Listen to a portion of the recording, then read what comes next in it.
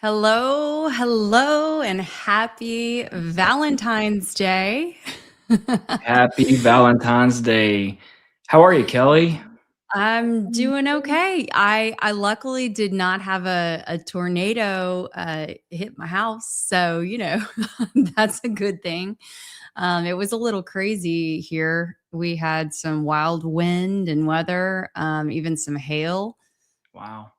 Yeah, it looked like unexpected. a pretty good line of storms that were running through there. So we had that last night. Not nearly as severe as you guys down at the coast, but my goodness, it's February and we're talking severe weather. It's weird for us, at least. This is early, so it'll be interesting to see how the true spring shapes up.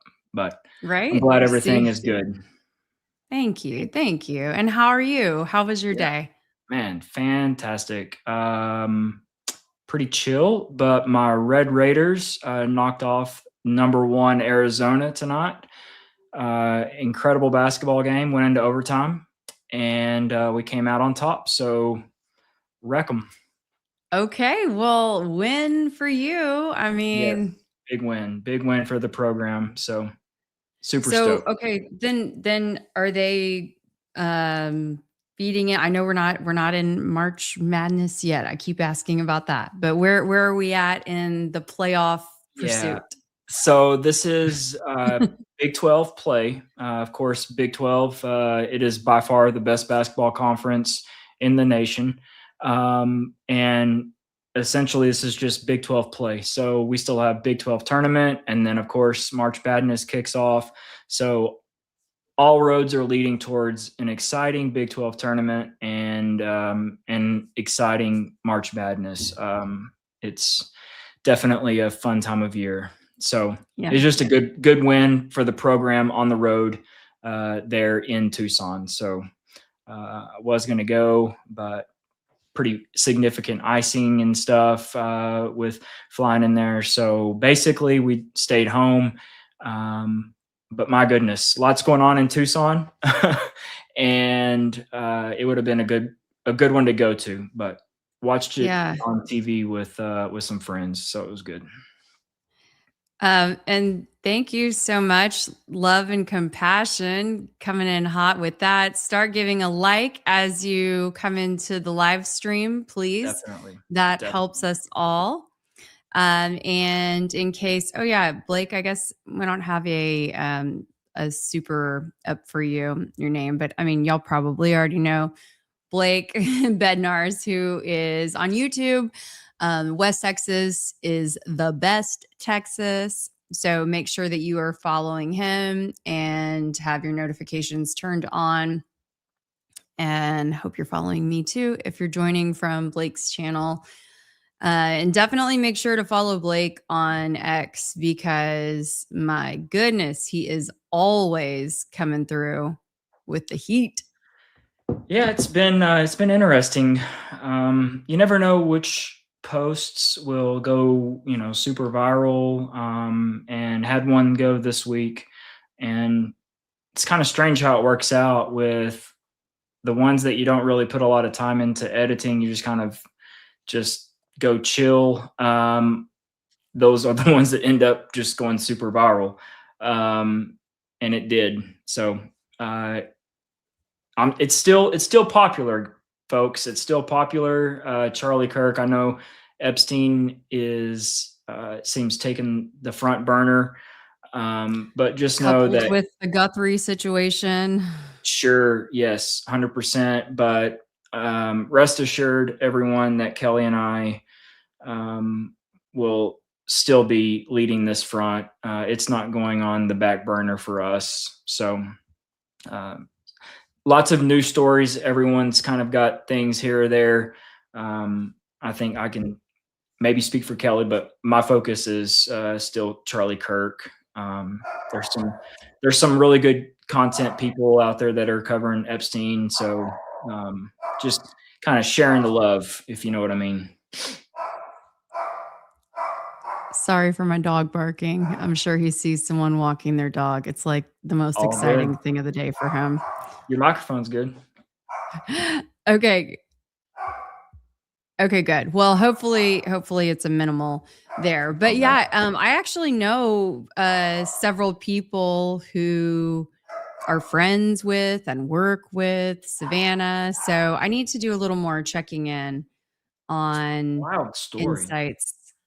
I mean, And I yeah, was watching, it's you crazy. know, it seems Brian Ensign is about the.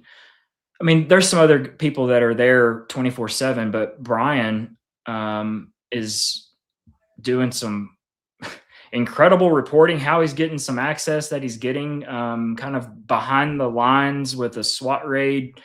I still don't necessarily know what that SWAT raid yielded, other than there was a boatload of federal agents that went in last night. Did you catch that? I saw the push alerts, but I haven't had a chance to get up to speed on everything that happened. Did anything There was come like of a it? moment. There was a moment, Kelly, that there were literally like 30 regular civilian cars that were being stopped, and they're flashing their badges at a sheriff there to go through to where the home was. But I'm not kidding. It was just car after car after car. Hmm. And they were all federal, agents. Because I guess this was a federal warrant that was issued on the property. It's something's weird. Something's not adding up. And of course, I don't think we're going to get really any sort of transparent explanation, at least right now, from the FBI on what that was, who that was. I don't even know if there's been anybody actually come out and definitively say this was related to the Savannah Guthrie or not Savannah, Nancy Guthrie investigation. So hopefully we'll have at least some explanation soon rather than later, on what that really was. It's just a bizarre story, though. And It is. And I mean, it's super tragic, super scary. But also you just, oh gosh, you can come at it from so many different angles. Yeah, I think people wonder, like, why are we spending so much time as a nation talking about this one isolated missing persons case when there are thousands of missing persons cases every day, from young to middle aged to old, but of course this one, because it's linked to a high profile journalist and potentially some other files, as they say. sure, um, yeah, yeah, no, there's a lot of intrigue. there's some relation for sure. There's some common denominators, and look, there's just things that don't add up. First things off the rip for me is the security camera footage. That whole thing just is weird. And why it took so long, I don't understand. And there were some things busted. I think a camera on the back. We haven't heard anything about that. There's just a lot of things that it really is disheartening from a civilian looking at an investigative standpoint on how thorough things are. It seems very sloppy. I mean, how many times did they come and go from the Right. residence? I mean, they Well, at I, least we know they're not just sloppy at UVU, I guess. I don't know. Is that the case? Or is that a sign that it they're consistent. also They're is a consistent. So psyop absolutely. or involvement or something, cover up, Yeah. No, like. for sure.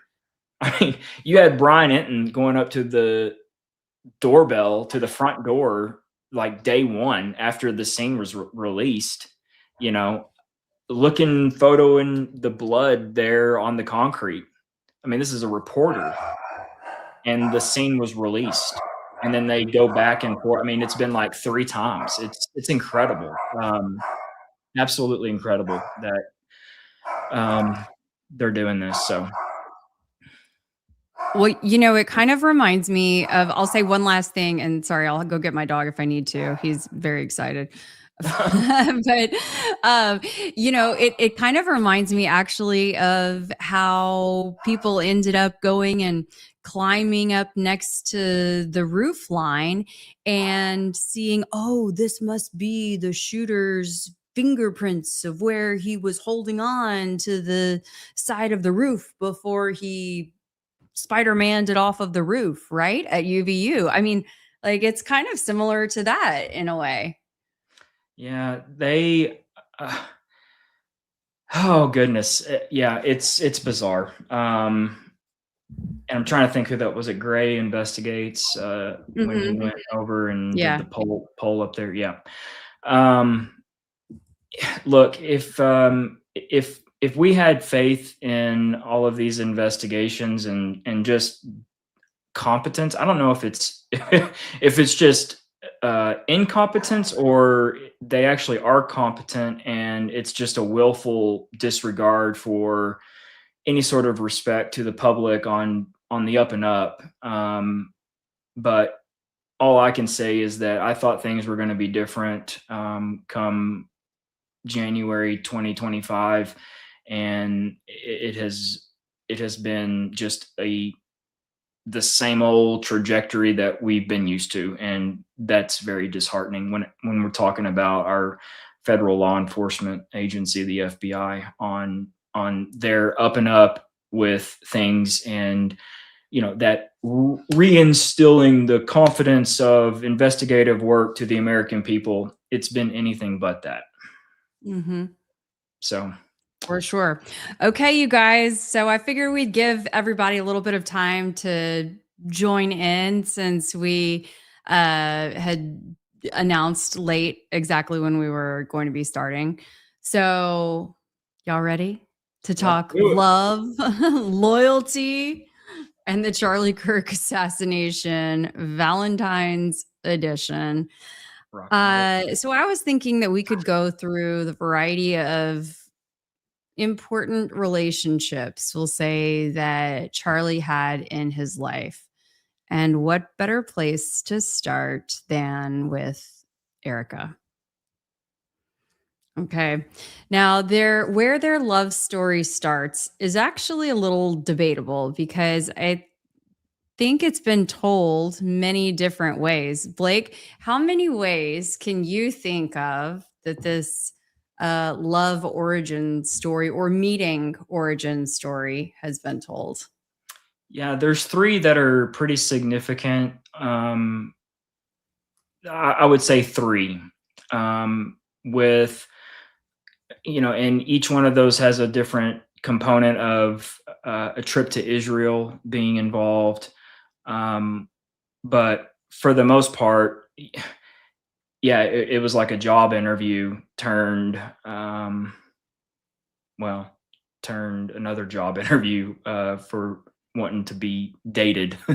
um, and so that is the one that sticks out to me, is the fact that it was this job interview that just quickly did a 180 into another. It morphed into another relationship, not employer employee, but something Yeah, I else. think what he had said was, I'm not, I'm not going to hire you. I'm going to date you. Yeah, And while that sounds like, to me, honestly, that sounds like a line that he already had in his back pocket. Like, he didn't just come up with that one on the fly. I don't know if, I don't know, he'd had that one ready for sure. if that's really what was said. But it also is kind of creepy because if she genuinely went there seeking a job, which, I mean, now we know what she was floundering around in all of these different alleged jobs while also living in New York City, which is Right, obviously not cheap. right. Um, like, none of it tracks. No, it doesn't. And I would like to know. I mean, clearly, Charlie had multiple people come in, both sexes, male and female. I would be curious to know if he ever used that line on anyone other than Erika. Did he ever date anyone, before her? Was that something that, or was that just a one-off? Unfortunately, I don't think we'll ever know the answer to that, but it's definitely interesting to think about. Um, did he do that before, or was Erika the first one that he rolled the dice on and said, "Hey, I'm not gonna Right. hire her. I'm gonna date her." Right. And then, It, I guess we, at this point, we can't ask the question, or we haven't. I really don't think that people have dug enough into Charlie's backstory yet. But we yeah, also haven't seen anyone coming forward voluntarily saying, yeah, I dated Charlie, or I hooked up with Charlie after this TPUSA event or at CPAC or something like that. So, right. Yeah, it's a very interesting angle because, and not that it really would be anything of relevance, but there's definitely a track record of Erika and her mhm. relationships. But what about Charlie? I mean, was she his first? I mean, it seems to me. Supposedly, yeah, yeah, supposedly so. I know that I have some pieces of video and stuff play or to play or that I've seen before, but I know that I've seen an interview where he alludes to, if I don't know that he states it directly, but he alludes to the idea that she was the first, woman that he was ever with. Yeah, that breaks And my heart for so him. yeah. What a Yeah, I one to see. warm up on. Right, right. Um, yeah, Peter here said, if he did only use that line on Erika, that's some shitty luck on his part. Yeah, I completely agree, Peter. I mean, to talk about like, it's kind of like that scene in Armageddon where they all draw straws, and Ben Affleck gets that short straw.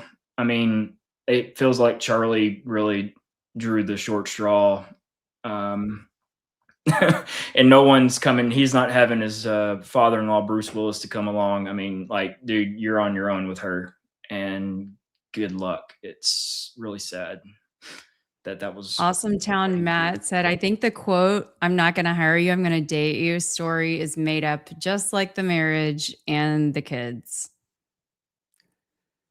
Could be. Could be. We don't know.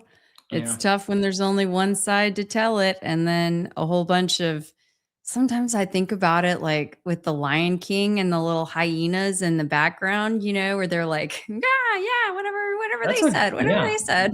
that's valid. I mean, I definitely look at Andrew and Blake as the hyenas, The and hyenas. Tyler, um, yeah, somebody's gotta be Scar. Um, is that the other Mm, lion's name, Scar? I yeah. think it is, yeah, yeah. Another interesting component or thing to think about is, was Charlie in there alone with her, and did anybody else partake in the interview? For the most part, I see turning point when someone comes in.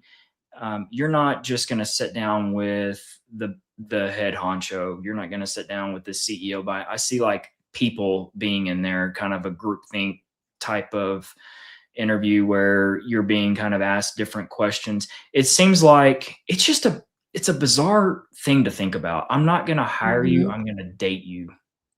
Yeah. It But it I mean, that person, whoever that was on the chat, brings up a valid point, because just like everything, it does seem a little sensationalized, right? mhm. Um, where there could be some other thing going on where she was a laser guided missile on a target. So I'll tell you what I thought when I first heard that story, that line, it reminded me of when people meet on a dating app, and it's not as it's not as I don't know, it's normalized now, right? But early on, I think people were like embarrassed or something to say that, and so they would come up with a different story. And I wonder if maybe Charlie, being a higher profile figure, and I mean, I would assume having some money to spend or whatever, but definitely higher profile, may have used a matchmaker or something. I mean, Possibly. supposedly Tyler Bowyer, sorry again for Preston, but supposedly Tyler Bowyer was the one who set them up. But I wonder if like a matchmaker could have done it and they just didn't want to say, oh, yeah, a matchmaker set us up. So instead, they crafted the job story. Yeah. Just speculating. If any one of those really, really close people that have turned out to be a little bit different than probably what they were with Charlie, if any of them set up Charlie with Erika, then it is without any question in my mind a honeypot situation. There's just Mhm. no ifs, ands, or buts about it. And she just probably didn't do crazy eyes, at least for the first few months, right? And if this was truly his first, I mean, you got to just kind of step into Charlie's mentality when it comes to, that like sexual attraction thing. And I mean, it was probably hook, line, and sinker, to be honest. And she probably really turned it on, and he didn't stand a chance, to be honest about it. Like he was a goner. And that's also unfortunate because Mhm. I think a lot of people would have, I mean, a lot of dudes would have been like, see ya. Like, I mean, Yeah. few weeks tops. I mean, just your radars have to go off. Yeah. Yeah. I mean, and not to mention, like, that would have just been, yeah, if he would have brought her on, like, that would have been straight up illegal. Yeah, it just would have been like a problem on so many ways. But then there was another story about them meeting at the gym that she had said. There was also the story that she had said publicly about them, she and her mother being in Israel, and them spotting Charlie in the airport. And I feel like in one version, she said that her mom was saying, oh, you should go talk to that guy. And then she didn't go. But then I feel like I've heard another version where she said that she did go at least introduce herself. I don't know. There's many little tales there. Yeah. And then even Trump actually has flip-flopped on how he met Erika, how he says that he met Erika. Oh, really? Yeah, there've been documented, I didn't have them pulled up for this stream, sorry guys, but I have seen video, like authentic video of Trump talking about meeting Erika in the pageant world when she was running, or had just won or was running for Miss Arizona. And then, because of course that was under the Trump pageant, under his pageant. And Right. then the other being, oh, Charlie was telling him, oh, you just have to meet Erika. And I think they were either engaged or recently married. Gotcha. So yeah, I mean, it's just, It's bizarre. There's a comment I just saw, and I would have mhm, to agree with. yeah. It's Adrian Wheeler about my husband conducts job interviews for multi-million-dollar company, and he just said that it's illegal to say that during an actual job interview. Yeah, and I would have to agree. With my company, I interview people as well. I would never do that. I mean, that that is so bold, and the more that you think about it and kinda talk about it, I don't even see Charlie do you see him doing that in an interview, Kelly? No, that's why I think it's a fake story. It is. It's a cover story. I just It's a worked that cover out in my story mind, for and yeah. Yeah. it is complete and utter bullshit. Yeah. Okay, here's the thing. This is why you guys I say when, like, you come into my world, you gotta check your preconceived notions and ideas of Charlie at the door because otherwise, it may blow your mind, right? But you see things if you try to see things with, like, a blank slate and a fresh perspective, yeah, it does not track. How does Right. this guy who's so brilliant on one side do something so dumb, like, and uncharacteristic, right, on the other side? Like, he just all of the sudden turns on this, like, slick but stupid line. Yeah, no, I mean, there's no way. I mean, there's just no way he goes into this, like, he pushes a button and goes into, like, super Mac mode, like, no. Not it's yeah. So there's more to it. There's something else that happened, and I would probably lean more towards the Tyler Bowyer, connection, where instead of that $1,000,000 matchmaker Peggy, on Bravo, Bravo. Tyler Bowyer, doing his thing, except it was look, this was something years in the planning, in the making, and that's actually terrifying to think about, just with where things have tracked over. Ultimately tracked. Yeah, Yeah. just for fun, I'm gonna put this up on the stage.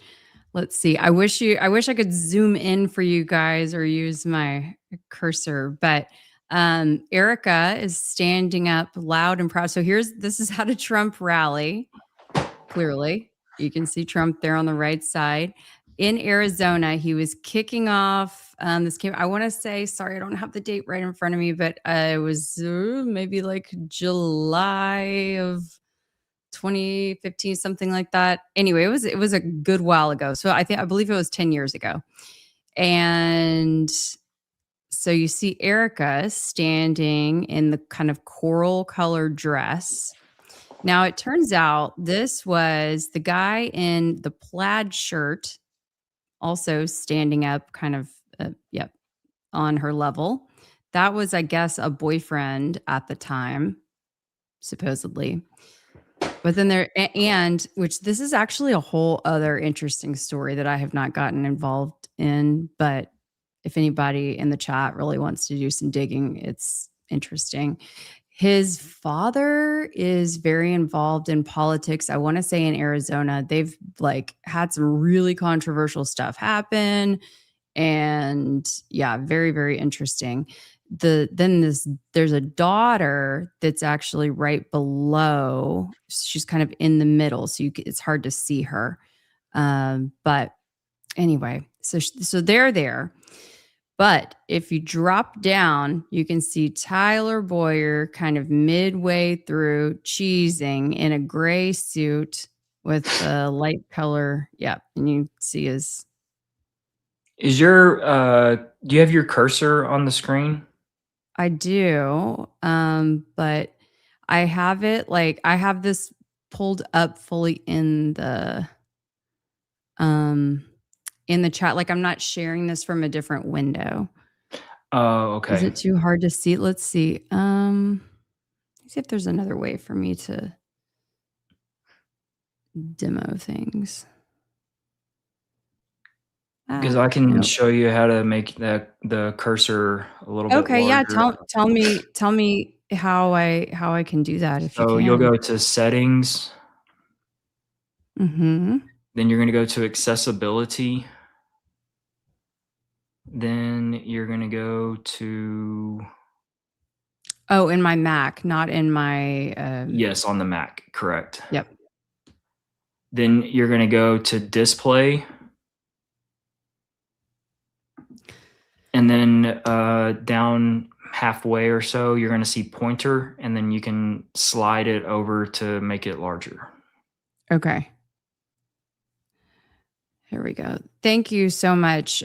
She called me trash. You see Tyler in the middle, above, and between some Trump signs. So in between these two, actually, they're the white Trump signs. Yes. Yeah.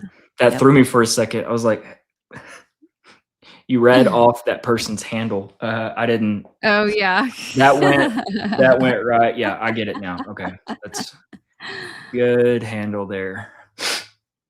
Oh, this is a good question. Is that Eric Trump in front of her? You know, I'd have to go back and look. I have the video. I know I have the video saved, but I'm not sure. So the story goes, and there is audio of Tyler. I think he told this story, I believe, on a podcast, because I've heard it. I don't think there's a visual component to it, but he anyway, he claimed that Erika called him up, reached out to him, that he didn't know her, and she had said, "Oh, well, I think she identified herself as a former Miss Arizona, but whatever, Miss Arizona type. And I really love the Republican Party and would love to be there to, represent." And so he thought, okay. And he says, okay, well, pretty blonde girl, we'll put her in a great spot. For sure. Yeah, she is awfully raised up there, huh? Like, what is she sitting on? Is she on a bar stool? Like, just... It's awkward. Yeah, it's awkward. So anyway, I just wanted to show you guys, because some of y'all probably have not seen this before. So this was before she ever met Charlie, but she already had her sights set on being involved in politics some way, shape, or form, and was already linked up with Tyler Bowyer, who was, he himself has said that he made sure that he was essentially running Turning Point behind the scenes. Right. Okay.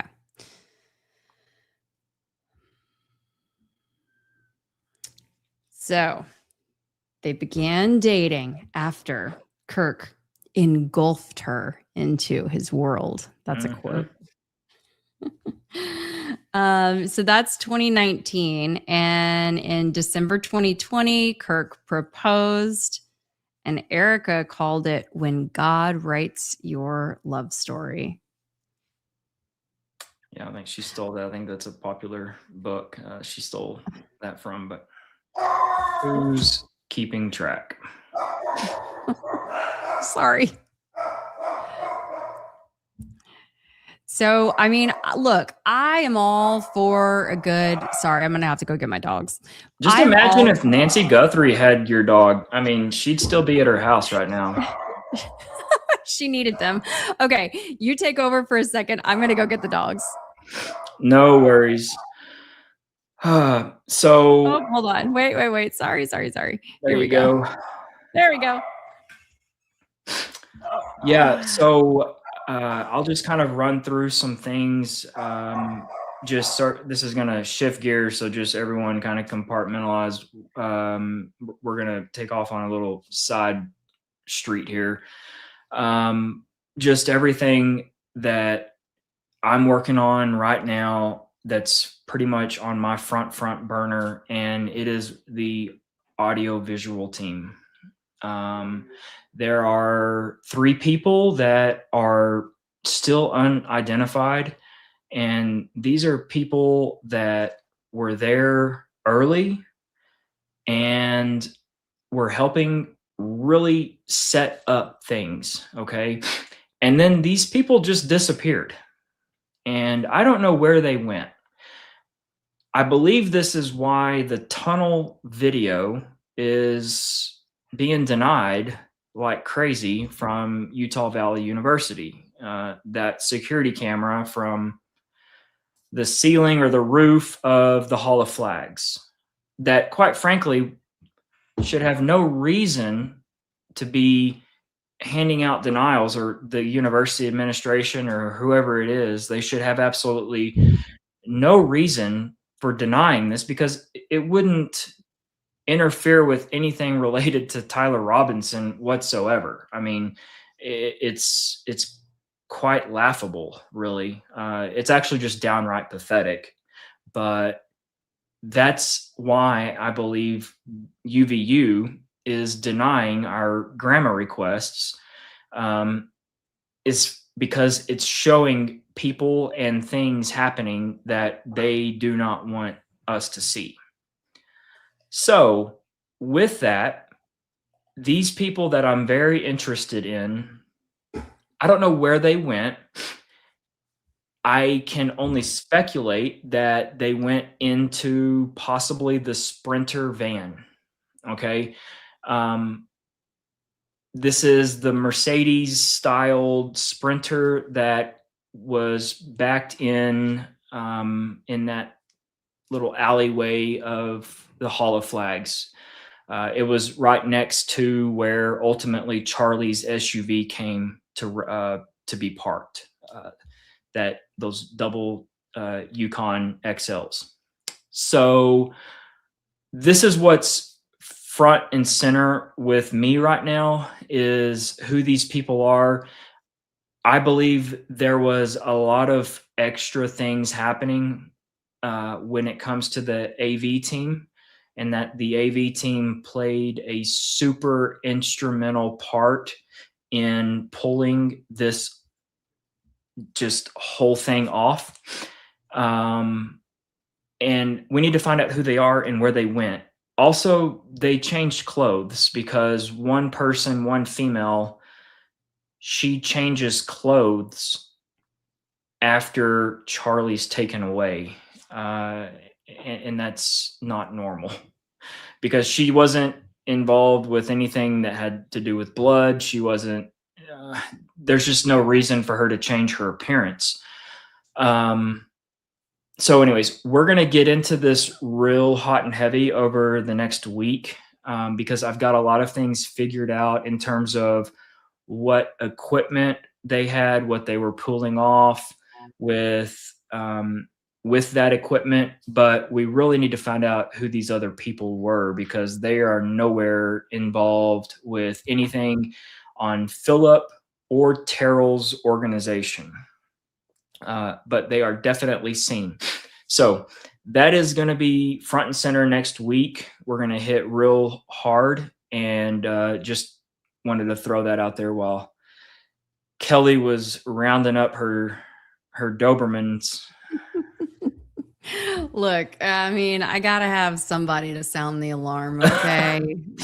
I'm not kidding. Maybe like I mean, Savannah, you need to holler at Savannah and let her know, hey, when Mom gets found, I want to introduce you to Preston and Paco. And Preston, Preston, I mean, they're not fixed yet, so there's plenty of potential here. Can you imagine the dude in the ski mask walking up to the door with Preston and Paco there? Oh my gosh. The dude would have turned around and walked away. He'd have been like, no. Nope. They're Pekingese. So yeah, they're small dogs, but they've got big barks. Yeah. Forget the gun, get the Yorkie. Yes, exactly. Yeah. So Blake, Rose Thorne had asked for show us pictures of the people you were talking about and trying to identify. I don't know. Let's just jump into that like next week. It's on my Twitter. I'll post it. I don't want to derail Kelly's stuff here, but it's on my Twitter. I'll repost it right now, and you can check it out at Blake Bednars. Awesome. Let's see. Urgent. I have the video showing the bullet in flight. This is huge and new, but undeniable. I mean, hey, look, I don't know if you're for real. I know you're saying so if you want to send it, yeah, I would say email it. If you'd like to. Kelly. Yeah. Look, Blake over there. Blake's like, I don't I don't need any viruses on my computer right now. Wow. No, but seriously, if you could email it to me, kelly@kellyraybond.com, I would appreciate it. And I'm happy to take a look at it. Thank you so much. Okay. So let's see. When Charlie was at whatever podcast, he talked about the waiting until marriage statement. Oh, you sent it to me in the email. Thank you. Let's see. Yeah, I would like to. I would like to see that. Yeah, why not? It's time for some. Oh, hold on. Oh, sorry. Okay, let me get this pulled up.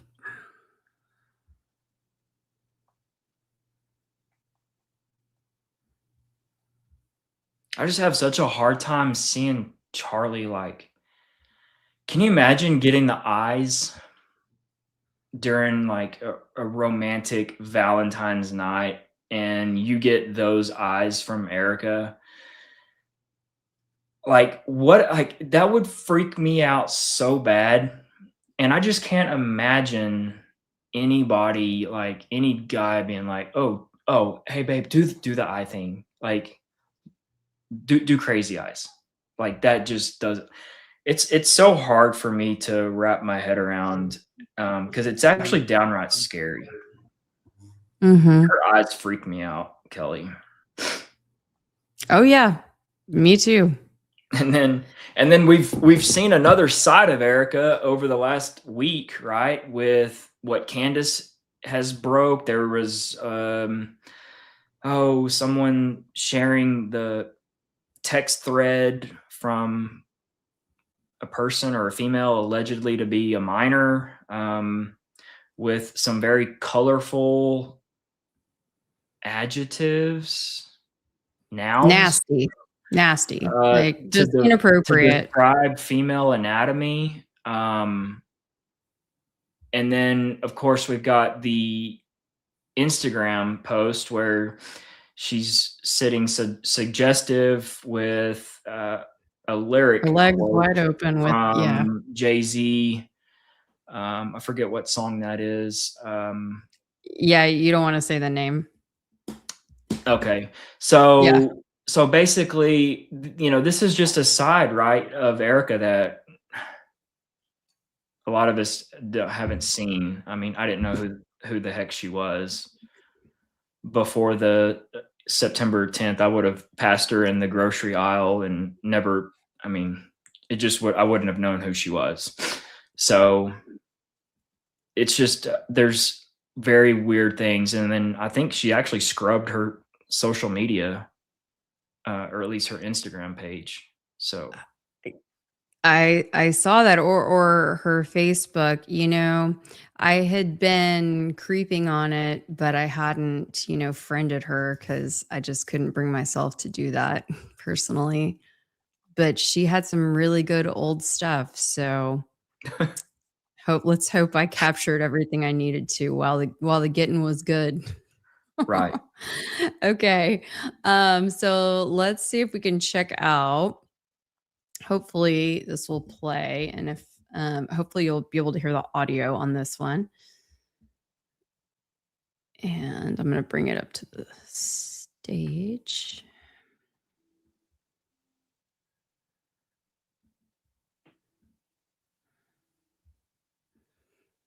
Okay. And let me take this comment down. Telling y'all, this is like working with a couple screens, and it's like chewing gum and dancing. I know. I'll get the hang of it one of these days. Okay. Here we go. Let's see. Sorry, I don't know how to make a short any more full screen, so we're just gonna roll with it.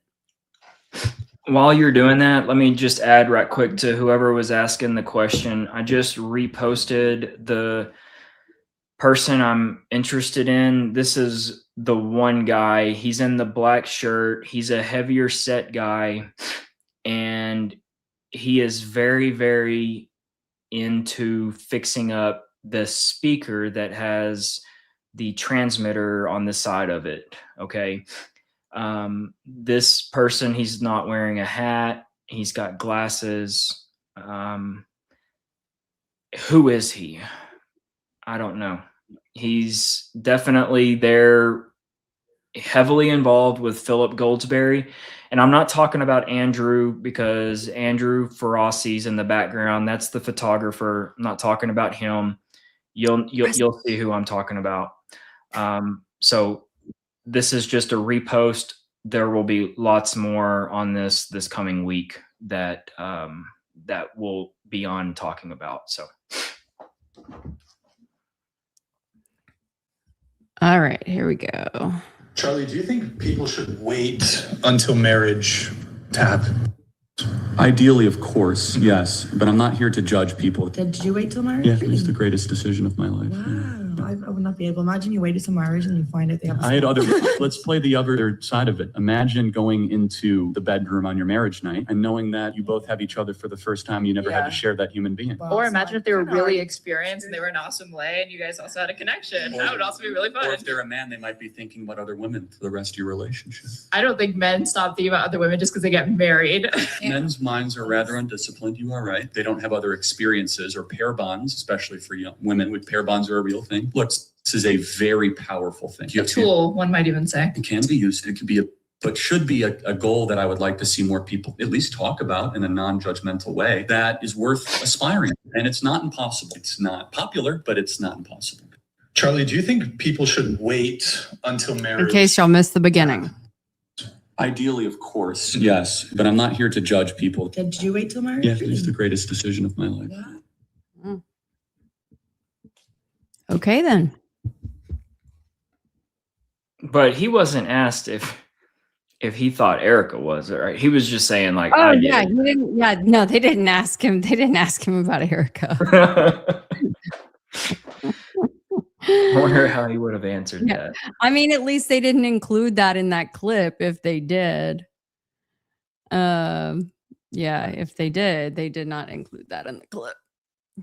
How you know? Did your wife? How do you feel that if she did or she didn't? So, I saw we had a couple. We'll let that one linger for a minute. Hey, Psych Nurse Renee. Hey, Kelly. Hey, Blake. I'm so glad you both are back. Thank you. Thank you. We are glad to be back. Thank you, Renee. Appreciate you. We're glad that you're here too. And then she came in with another one too. When you said, Blake, babe, do the eye thing. Yeah. I mean, I would have been, where's the door? I mean, this is not right. This is not normal. They do something. They like, there's more going on with those eyes. Yeah. It's scary. And then Alicia Kirkland, thank you so much. Are y'all going to hire a private investigator? That way we can see charges pressed against whoever is guilty. What is your plan? I mean, I think we've hired ourselves. Yeah, it's kind of, and I understand kind of what you're asking, but also in the same token, so that we can see charges pressed against whoever, I mean, they're not guilty. It would be allegedly who we think. Look, I believe when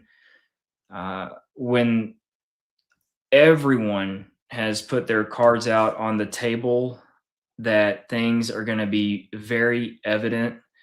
And that's why I've been so vocal in getting every single person that has been pro-Fed narrative, pro-state narrative, just pro-slop, that every time I'm on the same platform with that person, I get them to just basically agree to the fact that no matter what happens, because I'm talking about a plea deal possibly more than likely happening, that no matter what happens, they will still call for everything to be released in the name of transparency for the public, to the public, regardless of outcome.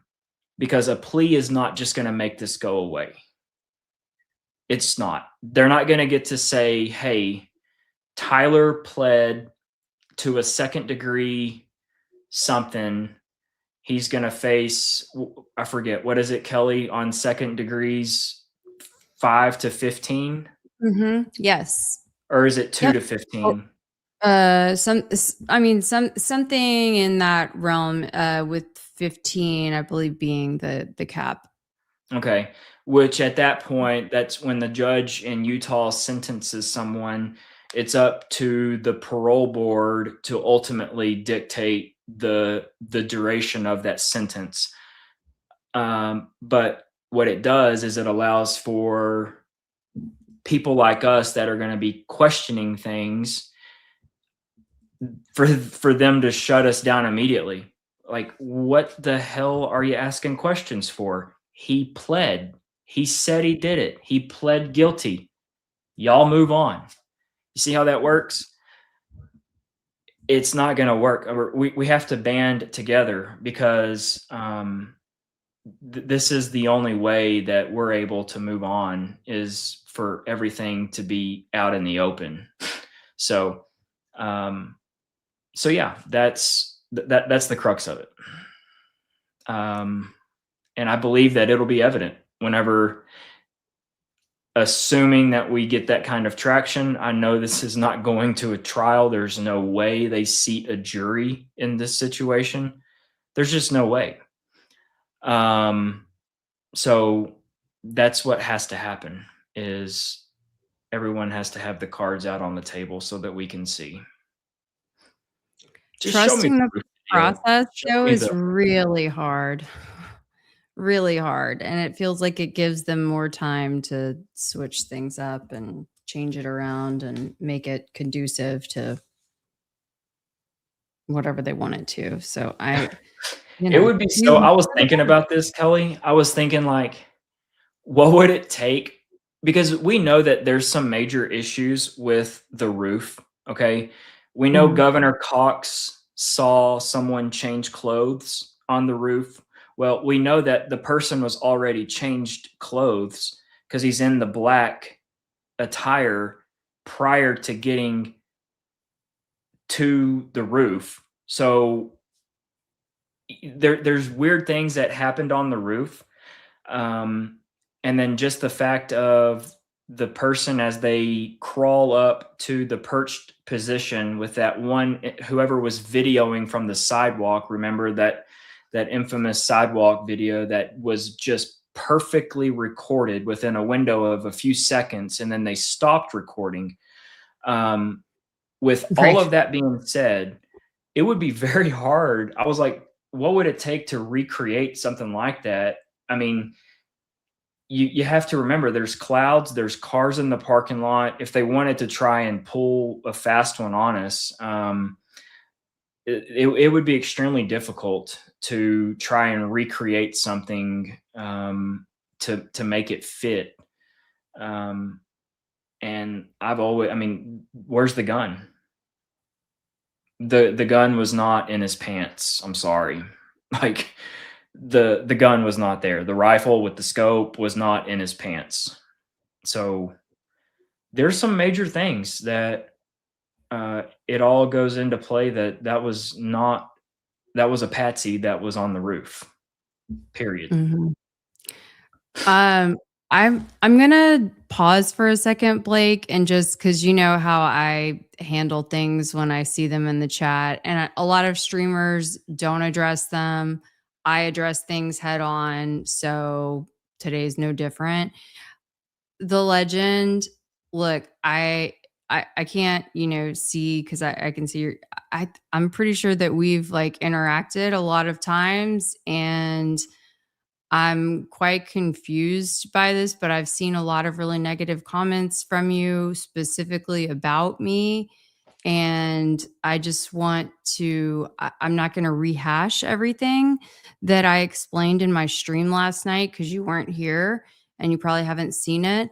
But I highly suggest you go take a look at that, and then maybe you'll understand why I haven't already been in Utah. And then we can talk again. Okay.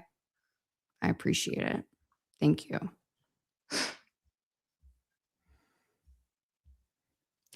Anyway. So we've got a lot more to continue to discuss. Moving on. Awkward public moments. So post-assassination, we know that Erika's media appearances have been nothing short of abysmal. In, I mean, nearly every single one, there's been some kind of blunder. And Disaster. whether it's, yeah, a disaster. Yeah. And so it's like, I don't know if it's that if the words are coming from her mouth or if she's got someone in her ear, you know, her handler or whatever, but it is what it is. Everything from the stop. Does she not have anybody around her? I mean, this is what just... Where are her friends? It's just, you've got to have someone that understands the tone and correctness of things, and someone has to be there. And if you're going to pull this off, they're saying like, hey, this is not a good look. Okay. And the only thing I can chalk it up to is the fact that just she's not that good of an actress. And evil eventually shows its face. And that, you know, the more you try, the harder you try, because you're actually trying to really cover up for the fact of things. Like, it's actually, you become more transparent. People can see right through you, is the only thing that I can really come up with as to why she is so not believable. Yeah. And a lot of people have said, as I see, let's see. Well, okay. So Jordan Henshaw says, no one tells Erika Kirk what to do. She's the boss, babe. She in charge, not you. Erika knows best. No help needed. I agree with Jordan. Like, and that's a dangerous position, right? Because you need people to be behind you that actually that are flying even at a higher altitude than you, because it's almost kind of like a Trump thing. Trump doesn't have anybody like that, at least to my knowledge, and it comes off very sometimes off-putting, right, with what he says and does. And it's because he doesn't have anybody there like that's can talk him down, or you know.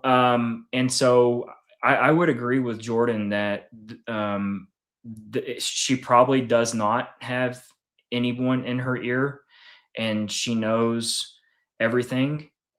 You don't need to tell her anything. She's got this.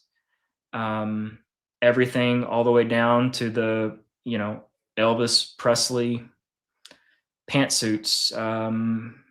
You know. I love me some sequins. Okay. I love me. Hey, look, I got sequin suits in my room. I could have worn them tonight. That actually. So I almost on New Year's Eve, I almost wore like a sequin blazer on the stream, but then I didn't, literally because I thought, oh gosh, Erika just wore, you know, one at AmFest. Next thing you know, people will say I'm following Erika's trends or something like that. I can't do it. So, you know, we can shoot an intro, Kelly. We can shoot an intro. I'm pretty certain that I can get a jacket off of Tipsy Elves that's a sequined jacket, and we can do some sparklers in the background, you know, with and we can come out like Erika comes out. just for the heck of it, I think it's a good idea. At least shoot an intro, Yep. Okay, then, but also to this point, I've seen a few of y'all, Cynthia Underwood saying Stacey Sheridan is her handler, and also Tiny Loves Boston, Stacey Sheridan is her advisor, I guess. And I mean, that very well could be the case. I know that Candace has mentioned that. I've had my eye on Stacey for a while. If I'm going to try real quick to pull it up while I'm talking, but I did think that initially, y'all know, when we were seeing, so I assumed early on that her mom was the one, Erika's mom was the one who was, shooting the casket video and Really? standing with, yeah, I assumed that. I don't know why. I thought if she and her mom were supposedly, so close, and I didn't realize how sick, I guess, apparently her mom is or isn't. I don't know.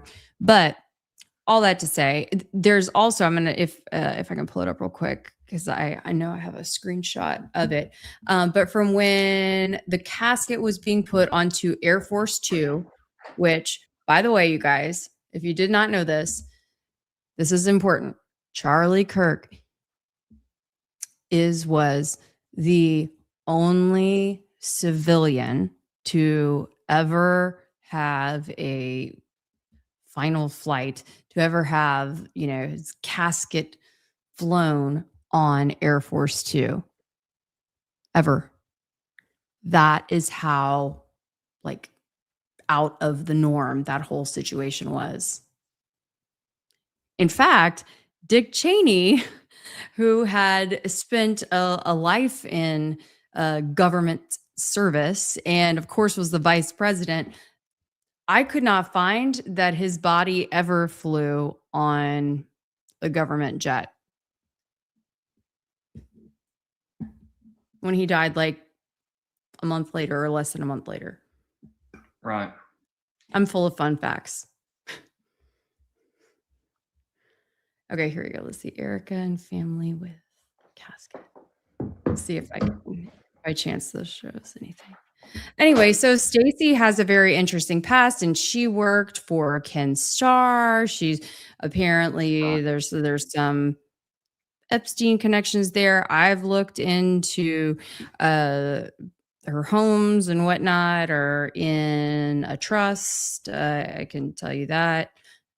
Just, I don't know, interesting situation there. But she that's fun. She also got a speeding ticket. I could probably pull that up if I wanted to. But she got a speeding ticket a few days after the service.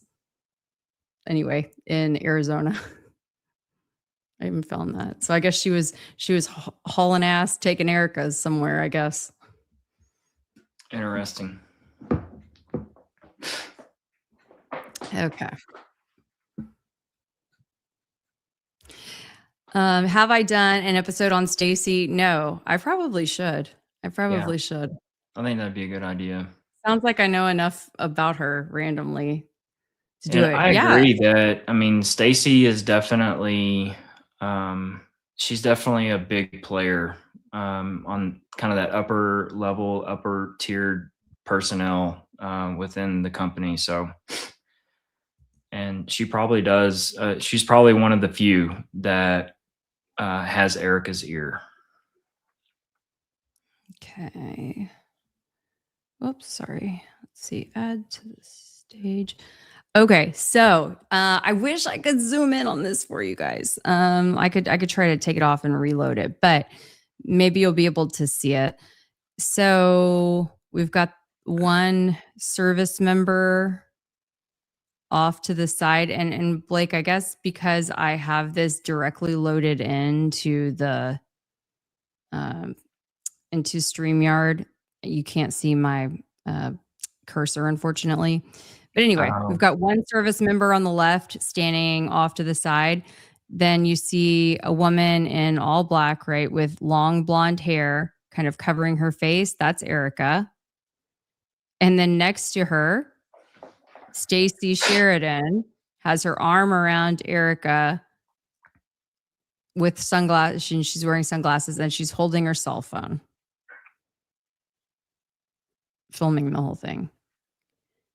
I'm sorry, like that's weird. You've obviously got professional photographers and videographers there. Like, why does the Yeah, person who's it's definitely supposed to odd. be And then I guess, is holding that you? Charlie's mom and dad too? Yeah. Uh, Yes. And look how far they're standing from Erika. right. And if you watch the entire video, y'all, if you watch the entire video, you'll see this was a fun. I should do videos on all these things. I'm sorry, I just don't have enough time. But so that's why I tell you guys in the live stream. So then you can go take a deeper look. But when you watch this video in real time, you see them shuffling the casket across. And at that point, Erika is standing pretty close, which by the way, I mean, why did she not have like a hair tie? Just put your hair back. You're going to be out there. It's windy, blowing around everywhere. You look like Cousin It. Okay. They're standing very close to Charlie's family, and then they literally shuffle over to distance themselves from Charlie's family when this moment happens. It's very strange to me. Take that for what it is. I mean, we haven't seen a natural interaction with Erika and Charlie's parents. I'm not aware of one, at least. Do y'all want me to take a second, and Blake can. I've seen some people saying, oh, where do we see this video? Where do we see this video? So I mean, I can pull it up if you want. Yeah, go for it. It'll take me a minute. Okay, so I'll put you on screen, Blake, if you want to take it away, so that way I'm not trying to do too many things and mess something up. No worries. I'll get to some of the chats. I don't think I can pull them up on screen, but Gwen 5214, something I saw on YouTube, Savannah had an actual argument with Trump and others about the EP files. Her husband also is or has some company that works at cleaning. Democrat background. Interesting.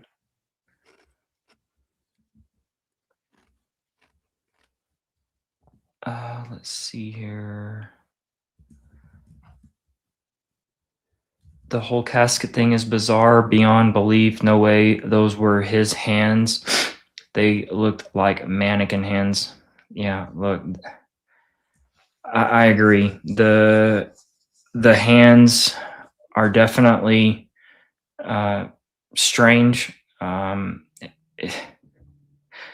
The whole thing with that casket interaction just makes my skin crawl because it's just so it's awful. It's awful taste, and I cannot for the life of me believe that someone thought that was a good idea to put on Instagram. Yeah. Let's see. Blake, they're worried if you're streaming on a Nokia flip phone. Really? Yeah. Why is that? You're pretty pixelated. No kidding. Mm-hmm. I thought it was me, but apparently not. But that's okay. I can play this video. I need to plug in. Hang on, I'm gonna plug in some Cat 6. Okay. Hang on a second. Okay. I need So my- you guys, just so you have, or go ahead. Just so you have again a frame of reference. This is the still photo, and then I'm going to pull up the video, which is a YouTube short, and I've tried to zoom in a little bit to it, so hopefully that will be enough. And we'll play it by ear. We'll see.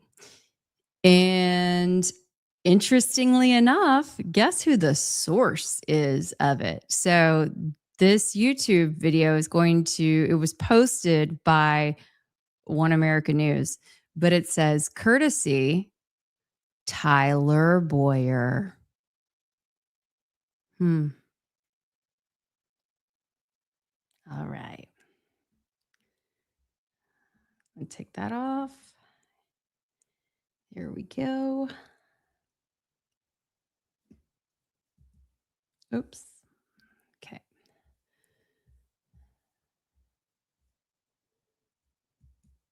Oh my gosh. I keep pressing the space button. That's what I usually press. Here we go.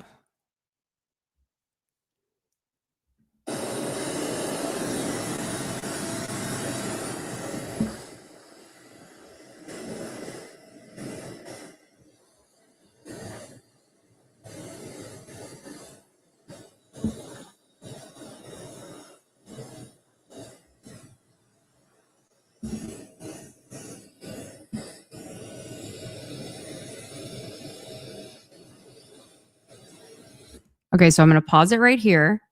You guys, now look all the way to the right of this screen.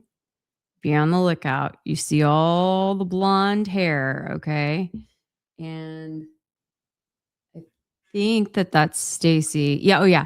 Okay, so there's a man standing there, a larger man standing there, and right behind that man is Stacy Sheridan. Okay. Oh, I forgot. Now I can show you. So, yep, we're looking right over here. Here's Erika. Oh, she's got her hand up, I'm pretty sure. Yep. And then there's Stacy over here. That's looking like Dan Flood back there. Okay, let's carry on. Now look how close, right? She is to Charlie's parents. Look how close Stacy is to Charlie's parents. I mean, she's standing right behind his dad.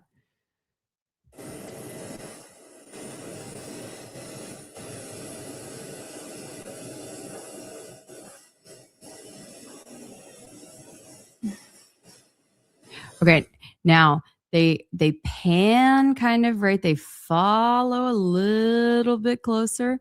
Okay, yeah, you're okay. Sorry, I have to pull this. Well, I'll pull it up in a second. But I see Kyle Wilbur said she's not even looking at the casket. No, she wasn't even looking at the casket. She was looking down, and she had her cousin It hair in front of her face. I mean, come on. Okay, so here's what I wanted to show y'all. And I can even go back. But during that time, as the camera, I swear, y'all, they rehearsed this.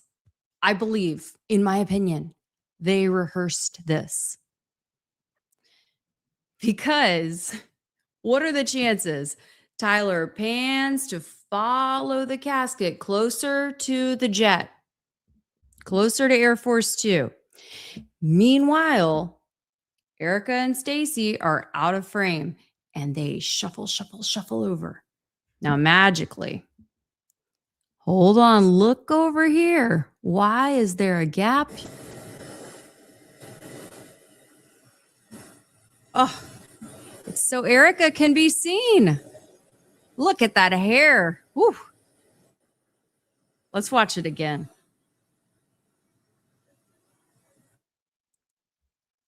Oh my gosh, did it crash? We were having too much fun. They didn't like that. We're having too much fun. Exposing all the mess. It literally did crash. Okay. Well, did you guys get Was that enough? Yeah. Yeah, I agree. Like with that much hair, you guys, she could have my hair is not nearly as long as hers, okay? And yes, Jordan, we definitely need to onboard me with OBS, please. Let's like make that a mission tomorrow. I can put my hair in a knot if I really like needed to. I could literally put my hair in a knot. Okay. Looks ridiculous. Looks ridiculous, but you better believe it. Okay, if I had to do it, I could do it. But come on, you know that you are going to a private airfield standing next to planes where it's going to be extremely windy. You fly private all the time. Sorry. You just don't care. Bottom line, you just don't care. Yes, thank you, Shannon. That was very enchanting. Yeah, thank you. Okay, here we go. Yes, you put it under the shirt, something. You do this, you do whatever you need to do. You tell Stacy, put down the phone and hold my hair so I can watch my husband take his last ride. But for those who are in the chat, y'all know how I feel about it. It was all staged, fake, phony, whatever.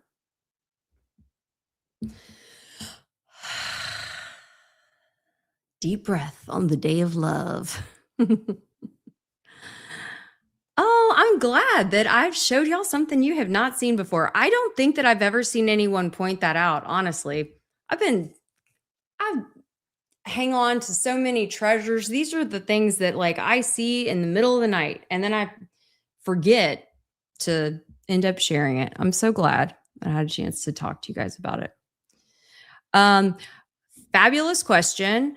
And I should look this up because one day, very early on, I mean, I had a problem with all of this stuff. I knew from the jump, I'm like, this doesn't add up. This doesn't add up. This doesn't add up. This is strange.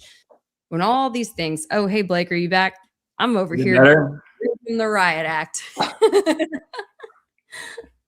Anyway, I just felt like there's too many things that don't add up. And the bill for that was based on like a couple of ChatGPT, Gemini, I think I did three different calculations on it, and it was extremely high. Sorry, I don't remember, and I don't want to misquote the figure off the top of my head, but I mean that they didn't just make one trip, right? They took the casket over here, they took it back over here. It was, or the body, rather, yeah. Ugh.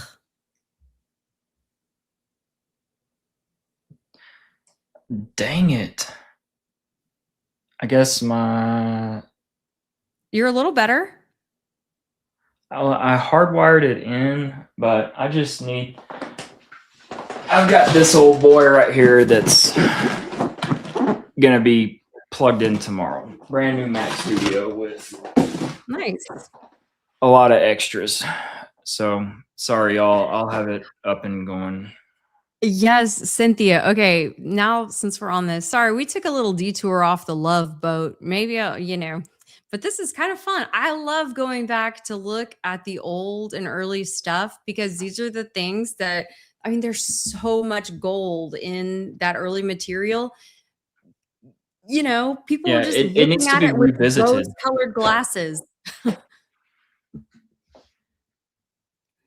I can pull that up.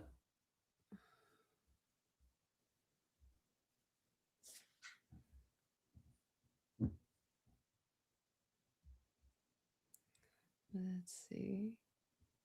Blake, you missed it while you were gone. I tied my hair in a knot without a band. Like we were going through all of the different ways. See, You just proved it right there. Now it's blurry again. Um, Dang it.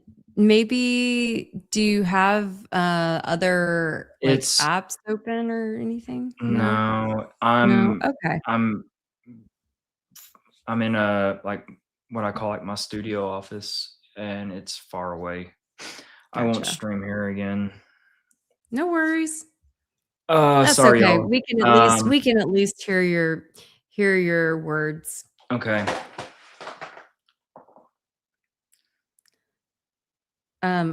Let's see. Okay, Blake, while I'm looking for that other video, you can answer this one. And I'll put you up. All right. So why did the SUV trunk come up right before the incident? So this is what I think. All right.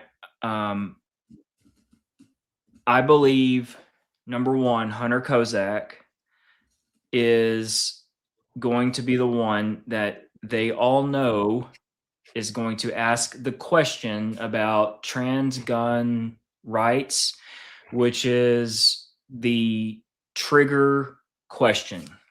Okay. Why do I think that? Well, because Hunter, he's seen practicing his reaction on someone behind him, their iPhone.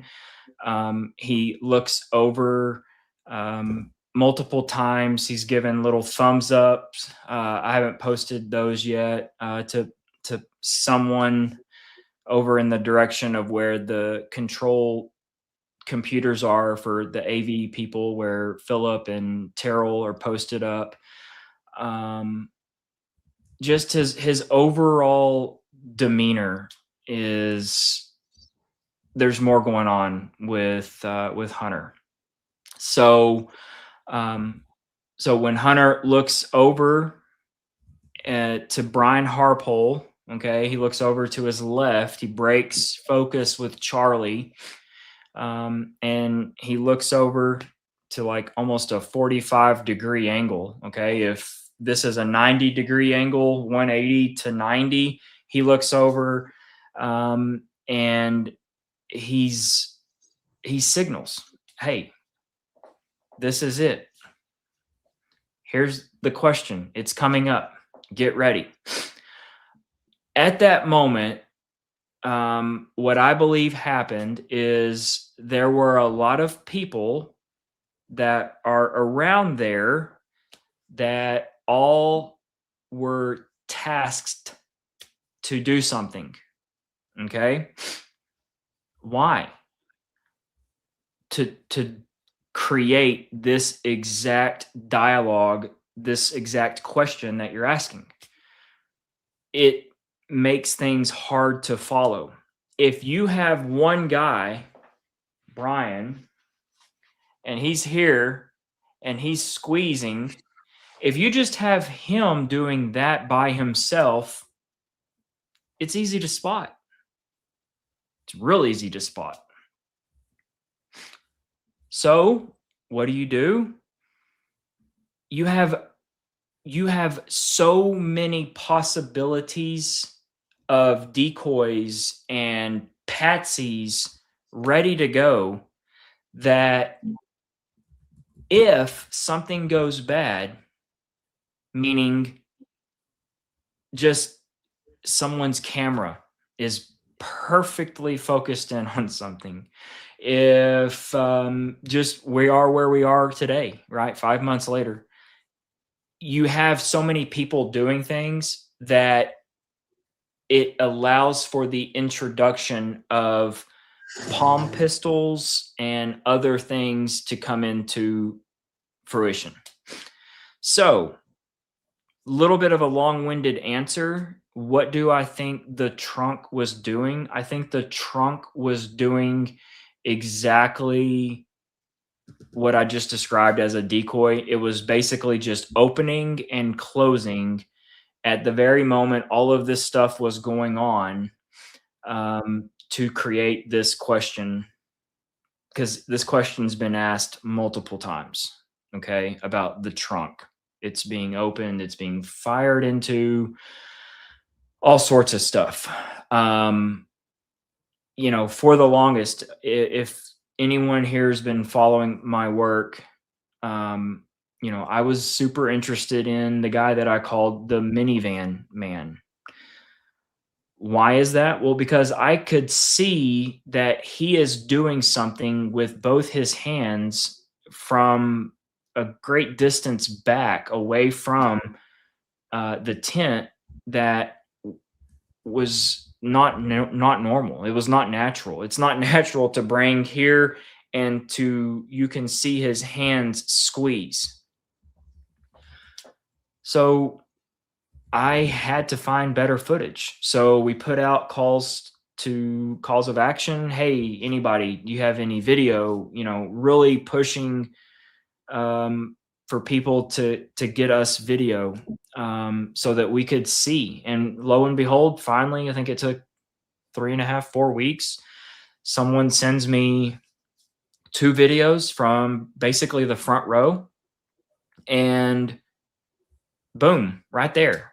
You can see plain as day, he has absolutely nothing in his hand. He is squeezing nothing.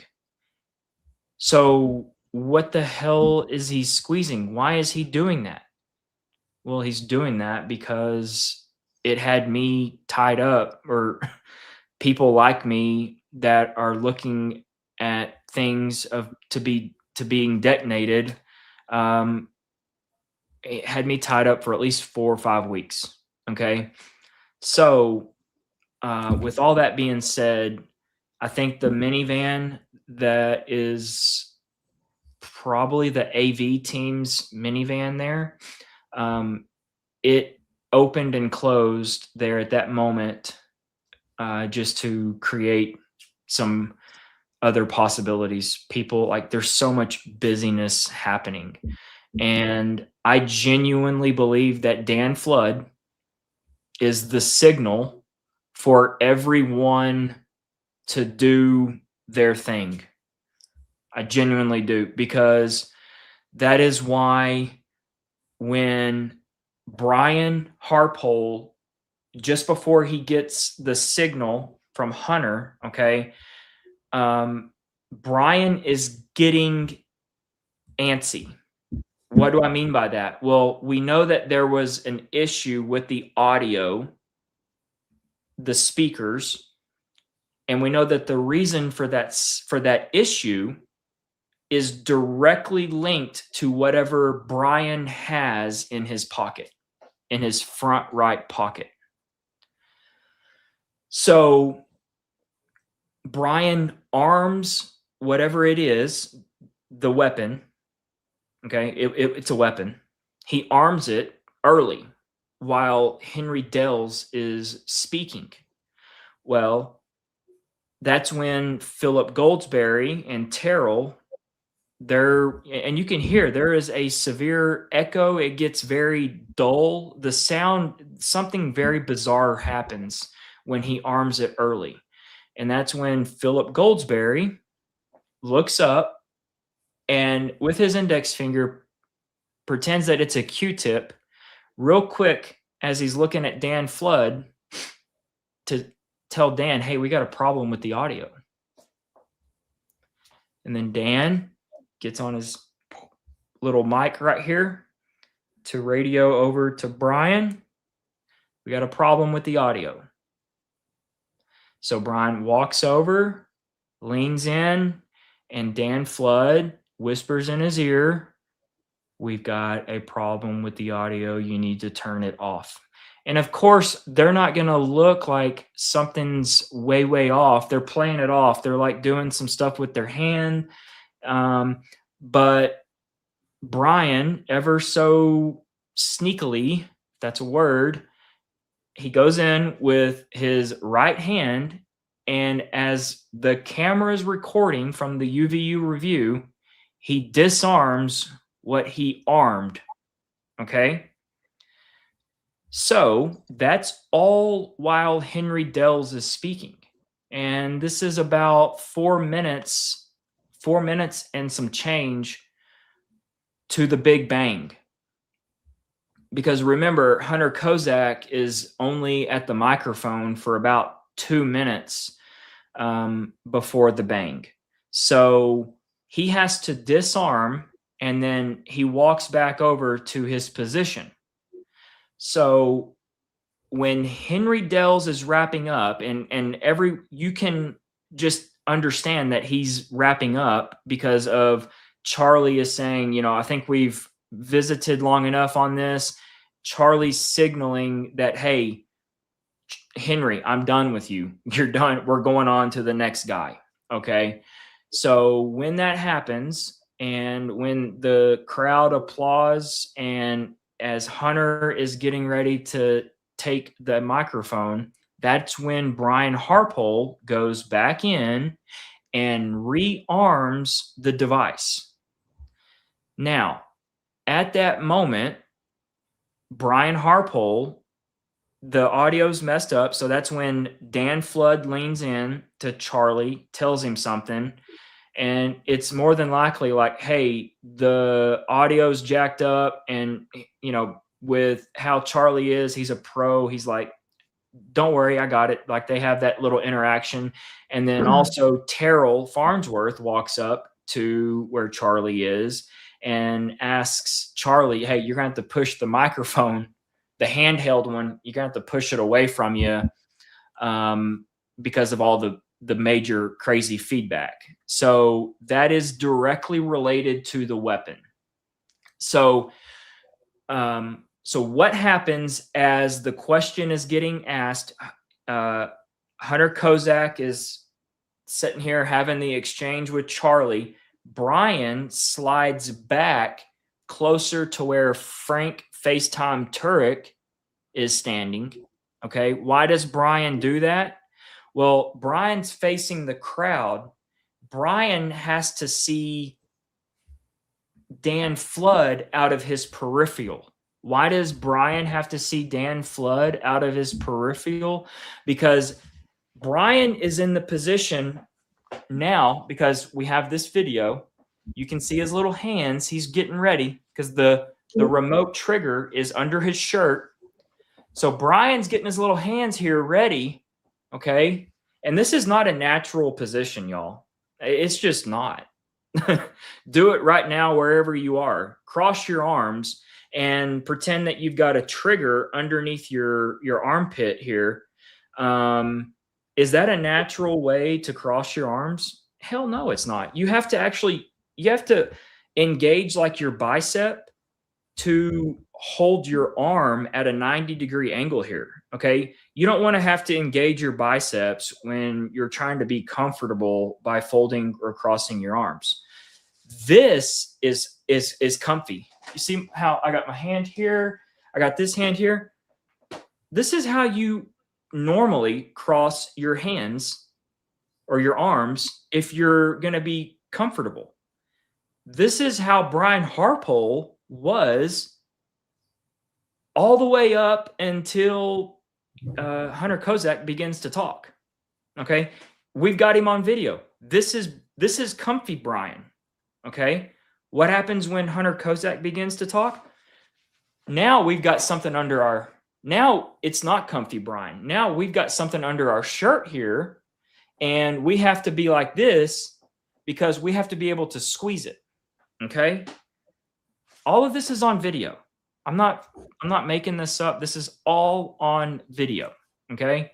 So Brian has to slide back by FaceTime Frank. Why?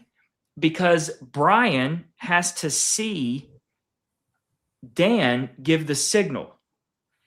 Dan, and that's why Dan leans forward and tells everyone to steal third. Okay. He's not telling everyone to steal third.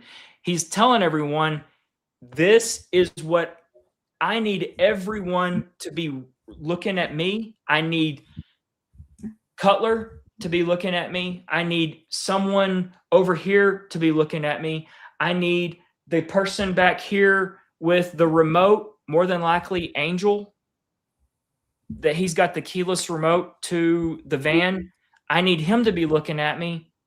I need minivan man standing right here by FaceTime Frank to do this with his hands.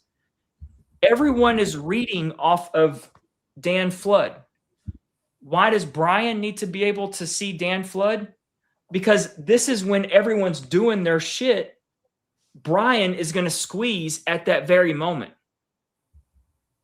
That's why Dan Flood leans forward, and you can even see Brian Harpole's eyes in the video that I believe it's Cub Keller that he recorded, or someone right there. You can see his eyes. He is cutting his eyes as he clenches his jaw. Why is he cutting his eyes? Because he's trying to see Dan Flood right here. Because as soon as that hand comes out, he knows that's when I'm squeezing. And he does. It's right there. It's right there. The people are hearing what you're putting down. Oh, the people are definitely picking up what you're putting down, Blake. Well, I wish it wasn't true, but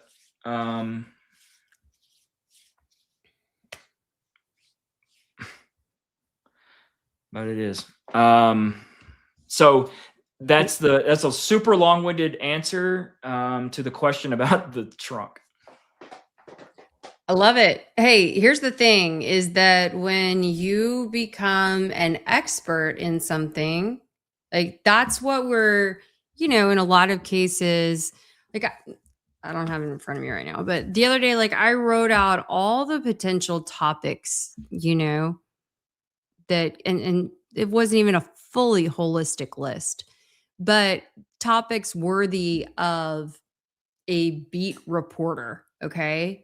On this case, and it's numerous stuff. It's like it is absolutely too much for one person to cover, and so when you are able to focus and hone in as you have, I really appreciate and admire that. So, and a lot of people in the chat are saying they're glad to see you back,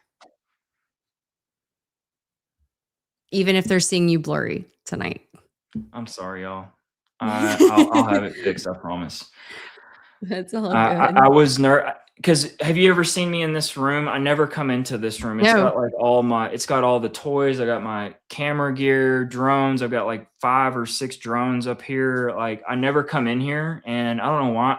Well, I do know why. I was going to be outside, but it's windy because that system is blowing through, and I didn't want to have audio issues. So I'll get it fixed. I'm going to have my Mac Studio hooked up. I even have the Mac Vision Pros. Y'all want to see me with I can go into like Apple world with the Vision Pros here that I don't even know if we can utilize this in a stream, but we're going to try it. Oh my gosh. Totally ridiculous, but we'll see. Crazy Scribbler says, so good to have Blake back. Better blurry than not here. Appreciate that. Should make Thank you. Feel good. Yeah. Yeah, I'm so sorry about I can't stand for the blurry stuff, like for connection. I even have it hardwired, but it's hardwired to an AP, not the actual router. So that's why. JFrog 111. Thank you, whoever you just subbed to. And that's a great reminder for everyone. Subscribe to both. We're both cool people. Clearly, we're hanging out on Valentine's and, trying to give you guys all the tea. So, yeah. Kelly Raybon, KELIRABON for me. And that's on X and on YouTube. And then for Blake, it's Blake Bednars. Here, I'll pull this down. So then, yep, it goes back up on X and on YouTube. It's West Texas is the best Texas. Okay, while you were doing that deep dive, I did pull up this video. So I'm going to add this to the stage. Okay. Let's see if it'll allow me to like zoom in. This may be as far as I can zoom in, but you guys, okay. And I was surprised how difficult it was to find this when I was just typing in the key to, I had this in my recordings. So my screen recordings, but anyway, I was trying to find it on YouTube and I couldn't find it anywhere. So here we go.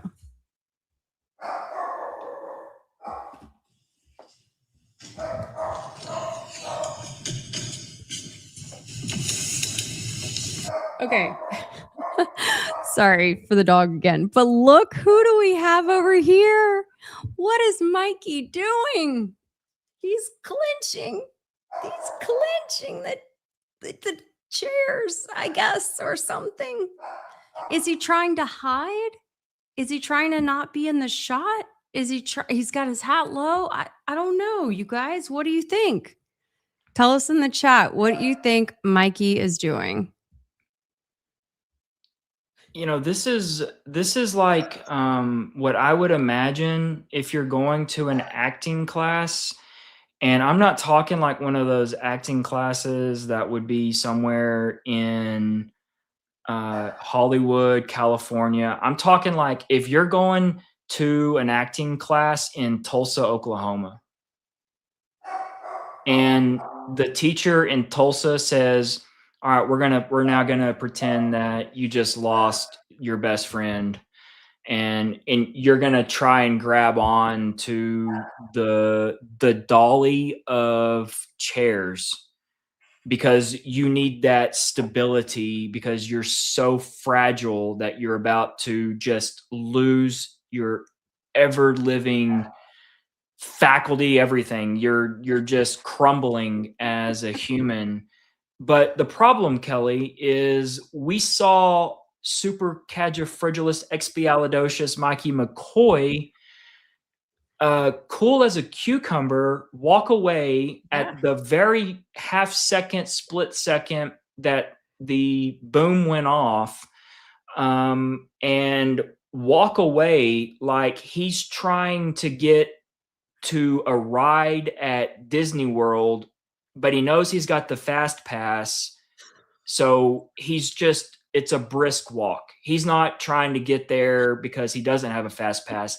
He's got the fast pass. So he's just cool as a cucumber, but he's still trying to get there. That would all work, but we saw how he was at the moment it went down. So Mikey, if you're watching this, you're full of shit. Sorry, not sorry. Oh, yeah, not sorry. Not sorry. You see what I'm no, Kelly? Like this is not I mean, it's believable. like if he's trying to like get out of, trying to blend in, like your camouflage. He was told, okay, pretend like you're camouflage. I genuinely believe that there's someone here, Kelly, that's got the little. I'm not a film person, but what's the thing called, the board where they're like the slapstick? Action. Yeah, slap. Mm-hmm. Like I believe that there's someone there that has that, and they're like action, and then it's turned on. Well, I fear that it might be Stacey Sheridan because I mean she was at the funeral home when just moments before filming Erika hovering over the casket. So I can they're different caskets too. I don't know. Yeah. I just don't know enough about the funeral world that I don't. Is it normal for people to jump in and out of a different casket? I have heard that it happens. Oh, it does happen? Okay, I just don't know that. I mean, but it's a different casket. Happens, okay. But I don't know how common it is. Like, what would be a reason? Like, Well, I mean, maybe if they didn't have the exact model that he really that he wanted, right? That he wanted, that they wanted or whatever to ship him off in stock and available yet at the time of this small viewing. That could be one reason that this one maybe was better travel size. I don't know. I don't know. I But just see it as kind of like,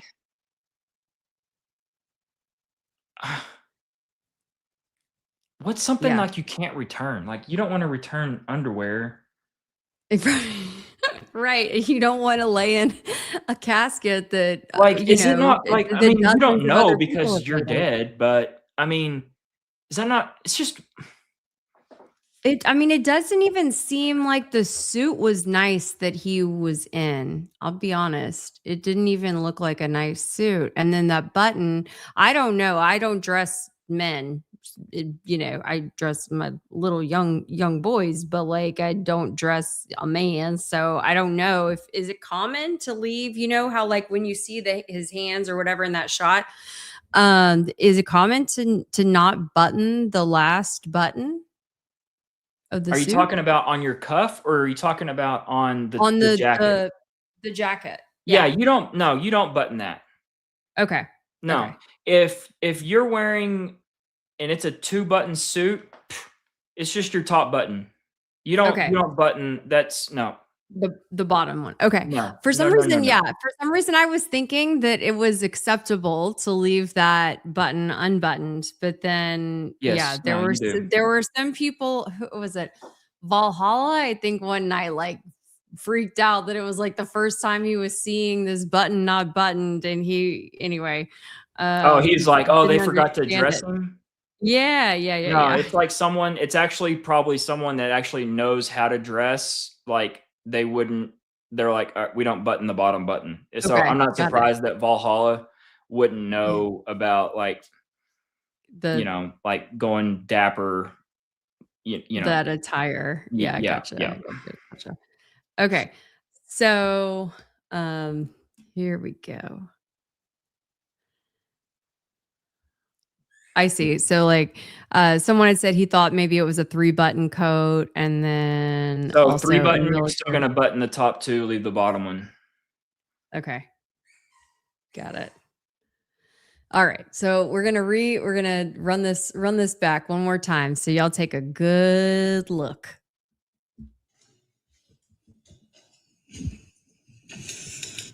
Oh gosh, look at the cringe. Look at the cringe.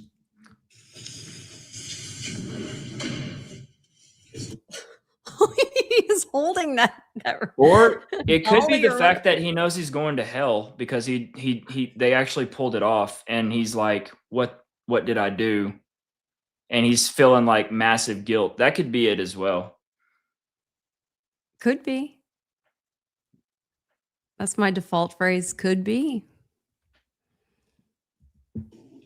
Because that does look like someone that just realized, like, I knew about this. I let this happen. I'm going to hell. Someone who's having some remorse there. Yeah, it doesn't matter how super badass, awesome that my dad and FaceTime Frank think I am. I'm going to hell. Yeah. It's a sad deal. So then we see over here, we've got Andrew, and I mean, we're not going to get to it all tonight, but I do have a whole outline like lined up for all of these people that I really want to talk about when it comes to love in the Charlie Kirk world. Oh, let's talk about Dan Flood, his love. Yeah, we've got Dan Flood right here, you guys. I mean, he couldn't be bothered to put those I'm surprised he wasn't recording in this moment, on his meta glasses, but they're safely tucked behind his collar. And then we've got Andrew Kolvet over there. And then hold on, let's see who we have over here.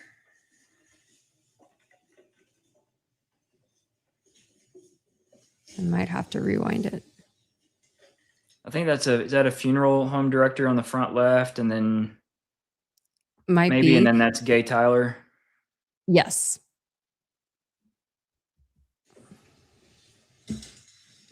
Trying not to look at Dan's ass.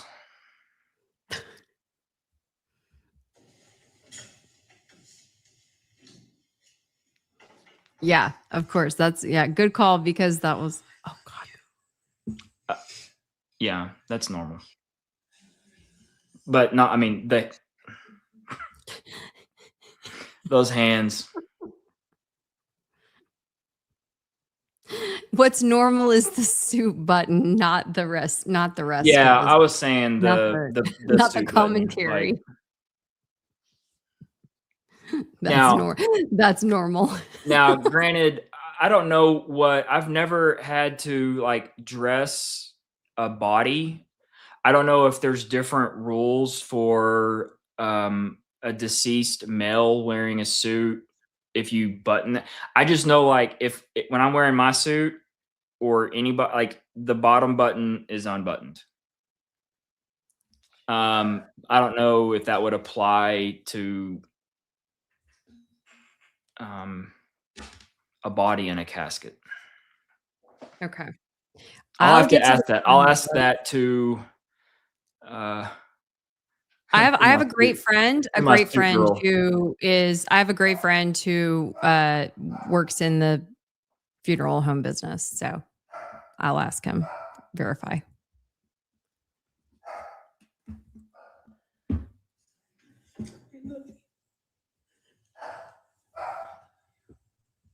You know what's weird?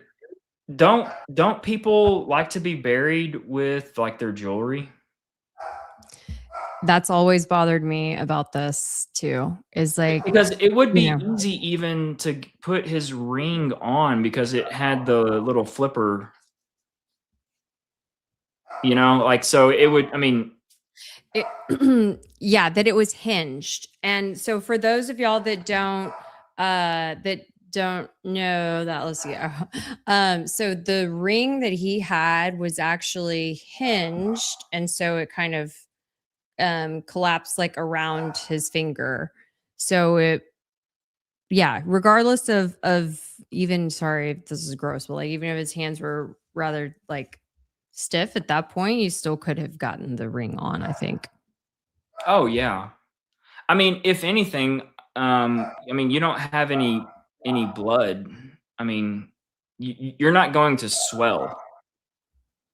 I don't think. I mean, I think if anything, like you're sunken in, right? You're exactly right. And and so there is some like mass lost, I guess you would say. Maybe that's the best way to say it, is between blood and like not even inflammation, but and even bones do a little bit kind of like come together a little bit more, is what I've read.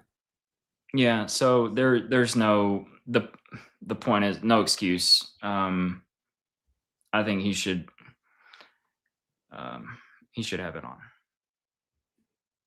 Yeah, at least for this, because look, this is not the end of the end, you guys. Remember, this is just him being shipped off now to the great memorial service with the fireworks and, because this is in Utah, every dignitary still. And yes, and every dignitary, feels like in the United States.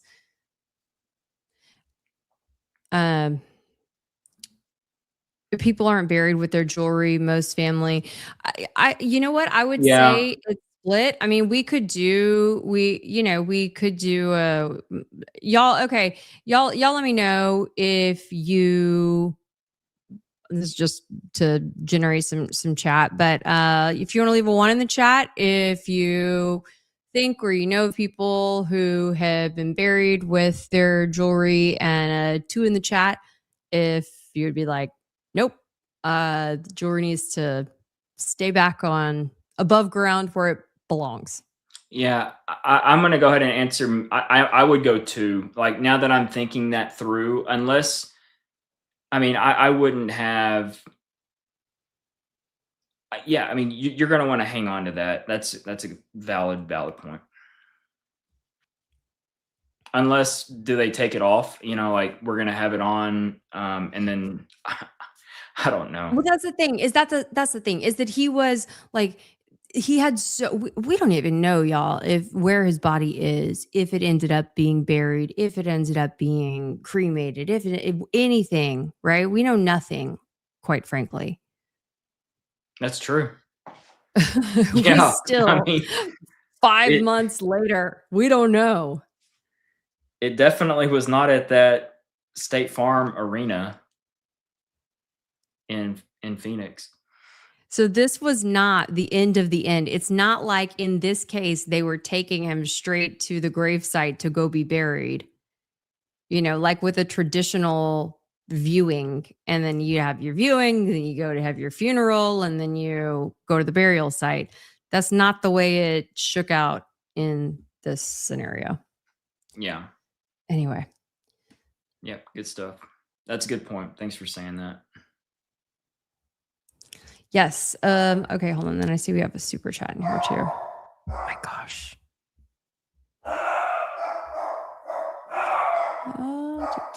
I'm telling you, can you imagine those dogs at Nancy Guthrie's house?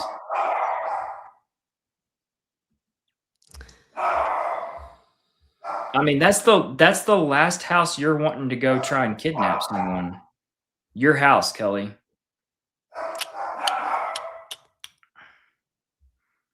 Preston and Paco ain't gonna let it happen. I can tell you that much. Thank you. Okay. All right. Let's bring us back up.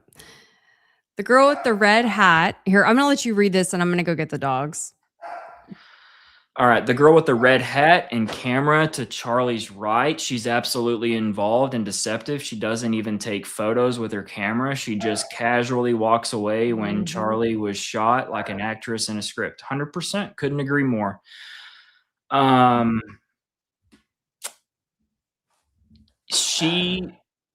She snaps a few photographs, but when you're watching everything as it's all in play, she has a very, very specific role, and I agree without a shadow of doubt that that fake photographer is involved, or at least there to be a spotter or something of that nature, because that is the other part of this whole thing that is, I don't want to say being overlooked, but we're going to start really devoting some serious attention to it, is the cleanup. Okay. They were watching whoever was streaming. There was a couple of cameras that we don't know who they were. Okay. This is on the Adam Bartholomew video, the live stream that he did. People with nice cameras, men, and who are they? What are they? Who are they working for? I mean, they are not just your average, Salt Lake Tribune photographer, videographer. Okay. This is somebody different. So with that, there's this whole cleanup aspect. Okay. So I believe that when Charlie's already gone, okay, and you've got the team coming back in, you've got two plainclothed officers that are down there around the tent, along with Chief Long, running around like their heads are cut off. Okay. Chickens with their head cut off. Now the guy, the big boy in blue, he's got his service weapon right here by his chest. He's ready to draw down on anything, any threat he has. I mean, he's ready, right? Well, officer in red hat could not be concerned, could not care less about what all's going on. He is so concerned with who he's talking with on his iPhone that, I mean, he's just walking around sometimes with the barrel of the gun. He's gripping the barrel of the gun. Okay. So what's the point, Blake? Okay, this is the point. Number one, every other officer there that day is on a radio, a walkie-talkie. They're all talking closed communication with dispatch, with other officers. That's how they're communicating. That's how normal cops communicate. And especially in this situation, you're going to want to be on the radio. Well, old boy in the red hat is not. He's on his iPhone. Like he's getting an ass chewing from his wife or something. I mean, like, who's he talking to? Literally, who are you talking to? You're not talking to anybody that has a radio, because they're all talking on their radio. Okay. Now, what's the point? Here's the point. I believe that that officer is on the phone with somebody that is reviewing footage of where things exploded away and off of Charlie.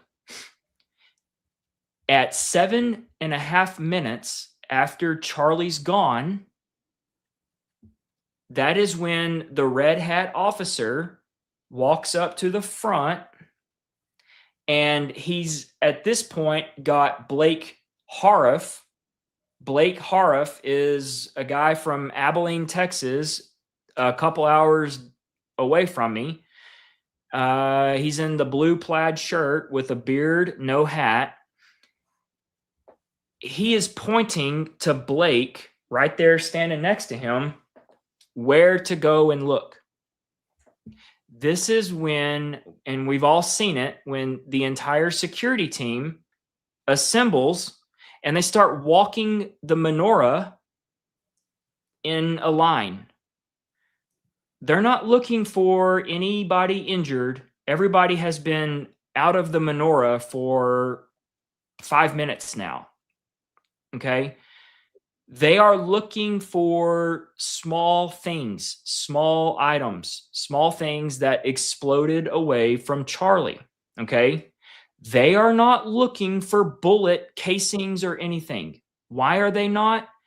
Because Chief Long, they have already seen the person on the roof, because remember, per the charging document, per the PC affidavit, it is stated that a UVU uniformed officer at an elevated position, which is above Charlie on the Hall of Flags roof, spotted and heard the sniper round and went immediately there.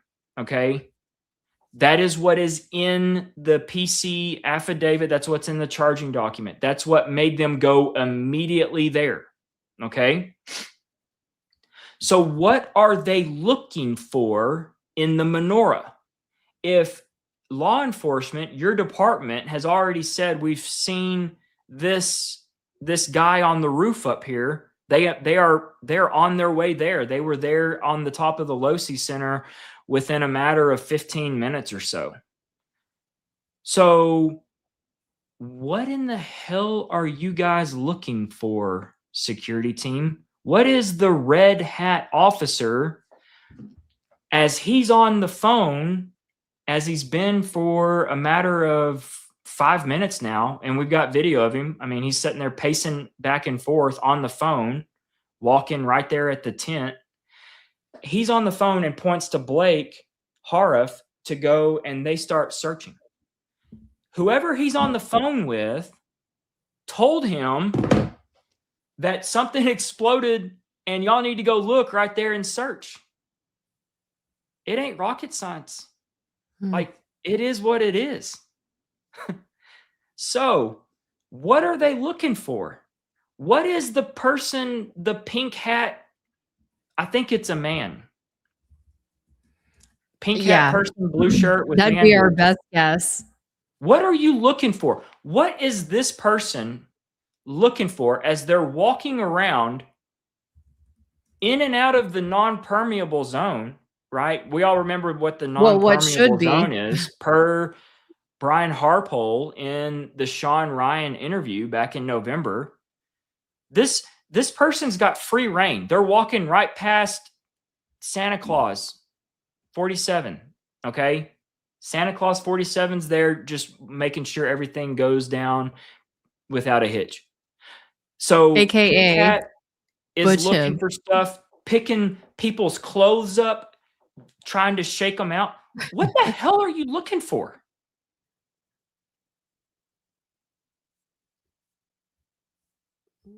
I wish we knew. What do you, Oh, what, no. if you, okay, if you could just take I a know. guess.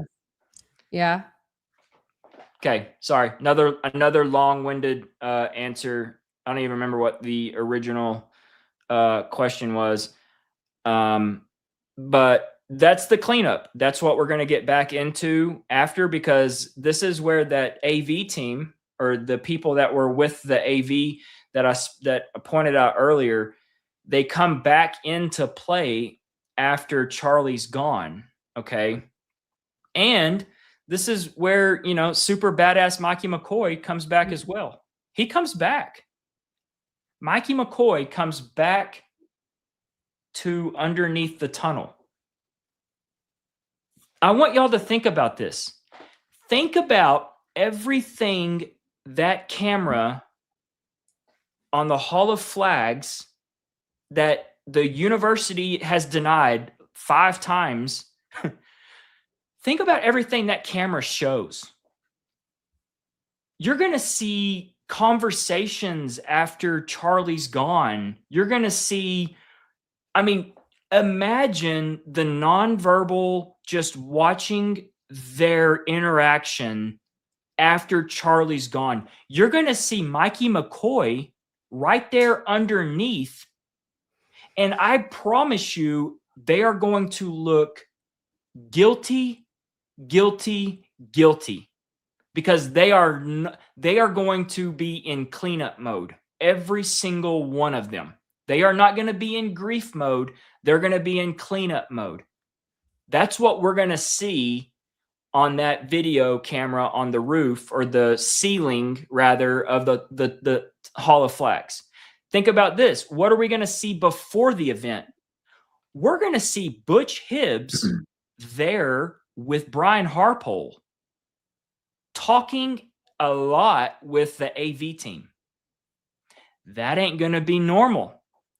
See, this is all things that if Tyler's defense, and they have not shown anything yet, but this is stuff that is not going to be good when it comes out, because you're going to see things and behaviors out of people that are not normal.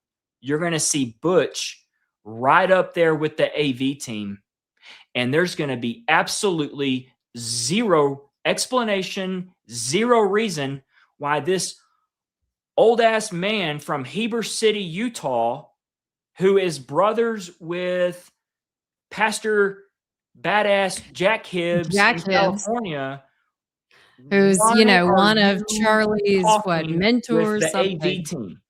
Who are you? Who are you, Butch? What are you doing? You're supposed to be here because you're a fan? No, you're more involved, Butch. What the hell are you doing? How many times have you talked with Brian Harpole, Butch? Y'all seem awfully friendly. How many times have you met with Terrell Farnsworth? Y'all seem awfully friendly. How do y'all know each other? Did y'all just meet? No, there's more going on. We know this because we have still photos of them super early right there at the AV table. That's why the university won't release the ceiling camera footage or the tunnel footage from the Hall of Flags. That's why the university is chicken shit, and they're involved in this up to their necks. And if I was in the audience, I would be the first person to sue the ever-living shit out of the university I would have the biggest freaking lawsuit under that emotional whatever. I forget Distress or yeah, something. the Yeah. emotional that attorney that jumps into my spaces always brings it up. I can't believe that some college kid that was there that has nothing to do with this sue the shit out of the school. You have a windfall.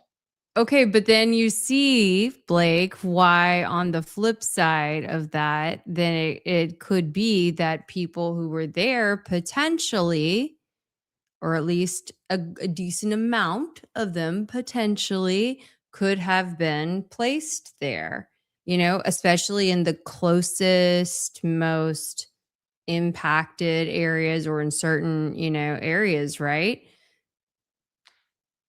I mean, there's also the argument that there's kids who are going through college and, they have been dissuaded.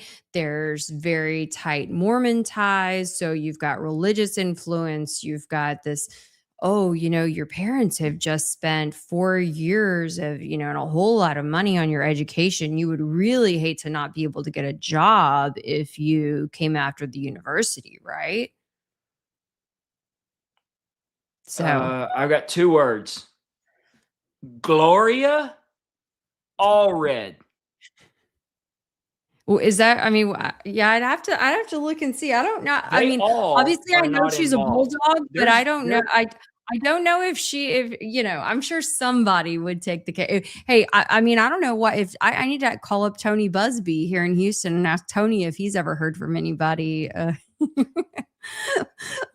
interested. I'm surely there's got to be, Do you I know remember for sure there's Travis some who people. broke down on Yes. live stream with Brandy and Billy?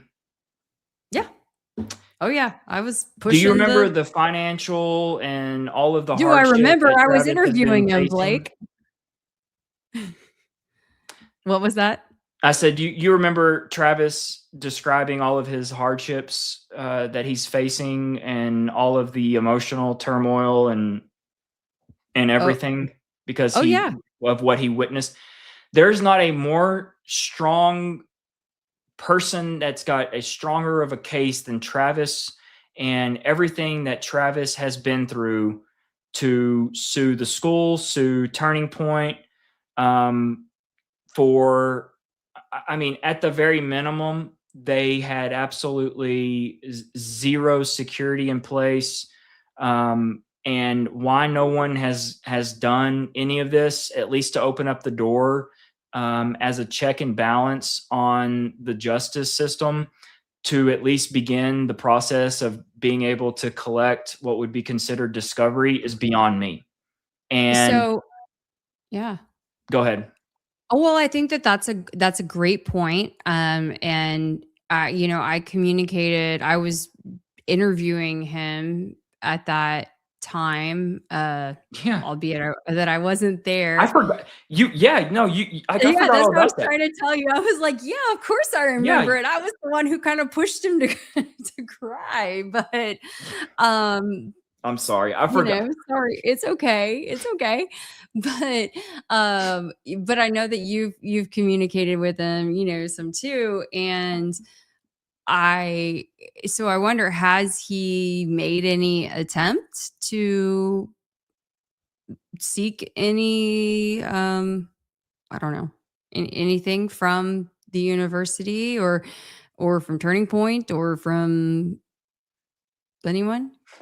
And then a better question is, if it's no, why not? Well, yeah. I just didn't know if you'd asked him that. That's all. No, but I he wasn't does gonna ask him want to that do during an the live interview with stream. us. That was right at the doorstep of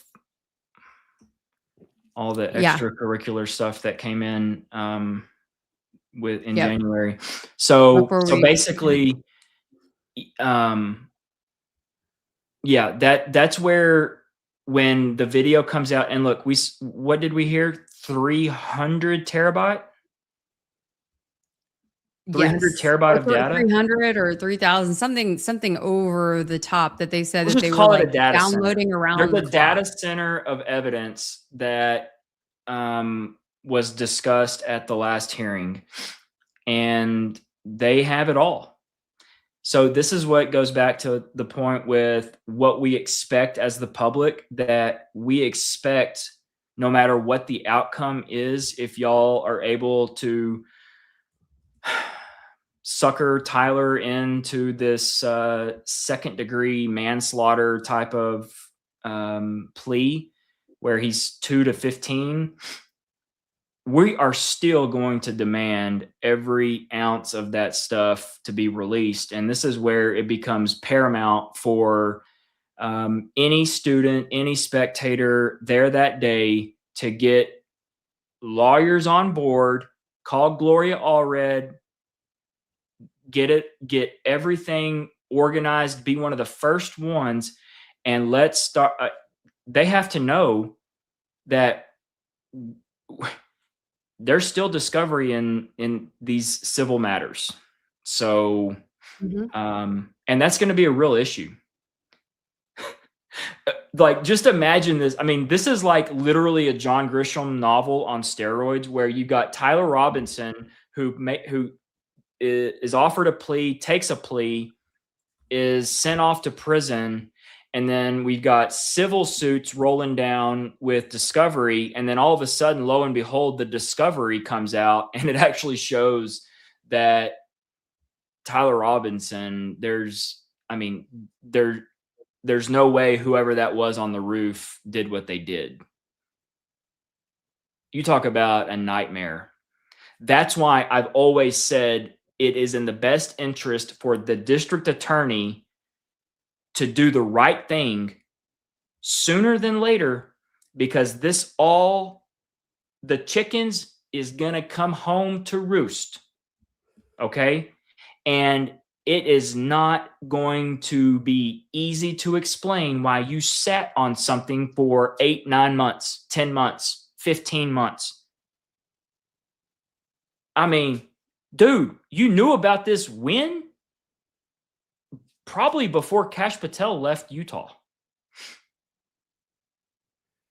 Which brings up a whole other thing. What was Kash Patel doing in Utah? He was finding screwdrivers on roofs that never made it into the charging documents, but also play a massive part. See, this this is what doesn't make any sense, is like that screwdriver is like that. It's like the wiggles. It gives the wiggles.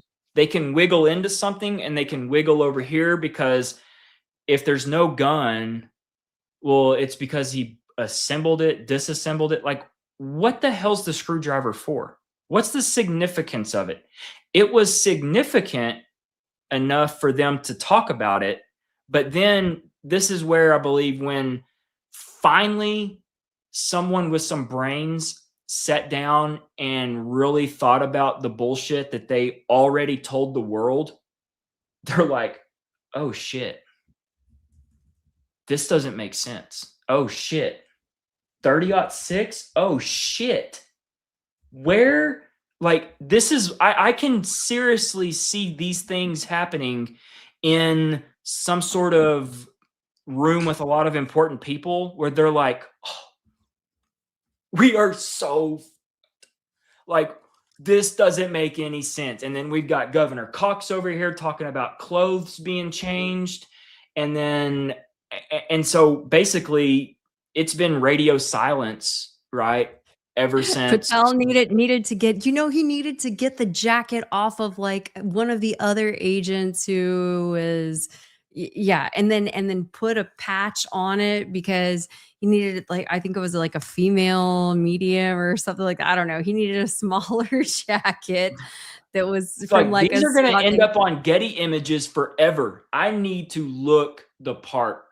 Yes. And even though you guys don't normally have this patch on there, like, I need it affixed to my jacket before I get off of this jet. Got it? Good. And he stayed on the plane until he got what he wanted. It was this big moment. It's crazy. I see Mr. Turpin says, haven't they said there was no screwdriver? I don't know if they have come back and said that. I know that they definitely have talked about the screwdriver. And the screwdriver has never fully gone away, but it's never been like fully accepted, but it was fully talked about, if that makes sense.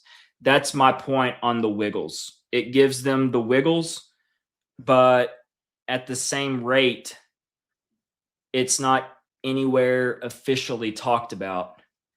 I mean, and I'm talking about within the charging document and the PC affidavit. I want you all to think about this.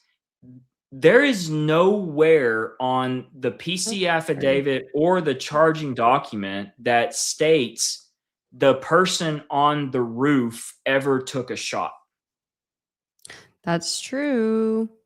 Sorry, I meant to put this up Do a little y'all while earlier understand? when you They were talking about other charged people. this person, Tyler Robinson, with aggravated first-degree murder that carries a penalty of death. And yet they put nowhere in the charging document and the PC affidavit that the person on the roof that they're alleging is Tyler Robinson pulled a trigger and took a shot. It's nowhere. Look it up. Hmm. It's crazy. It's crazy.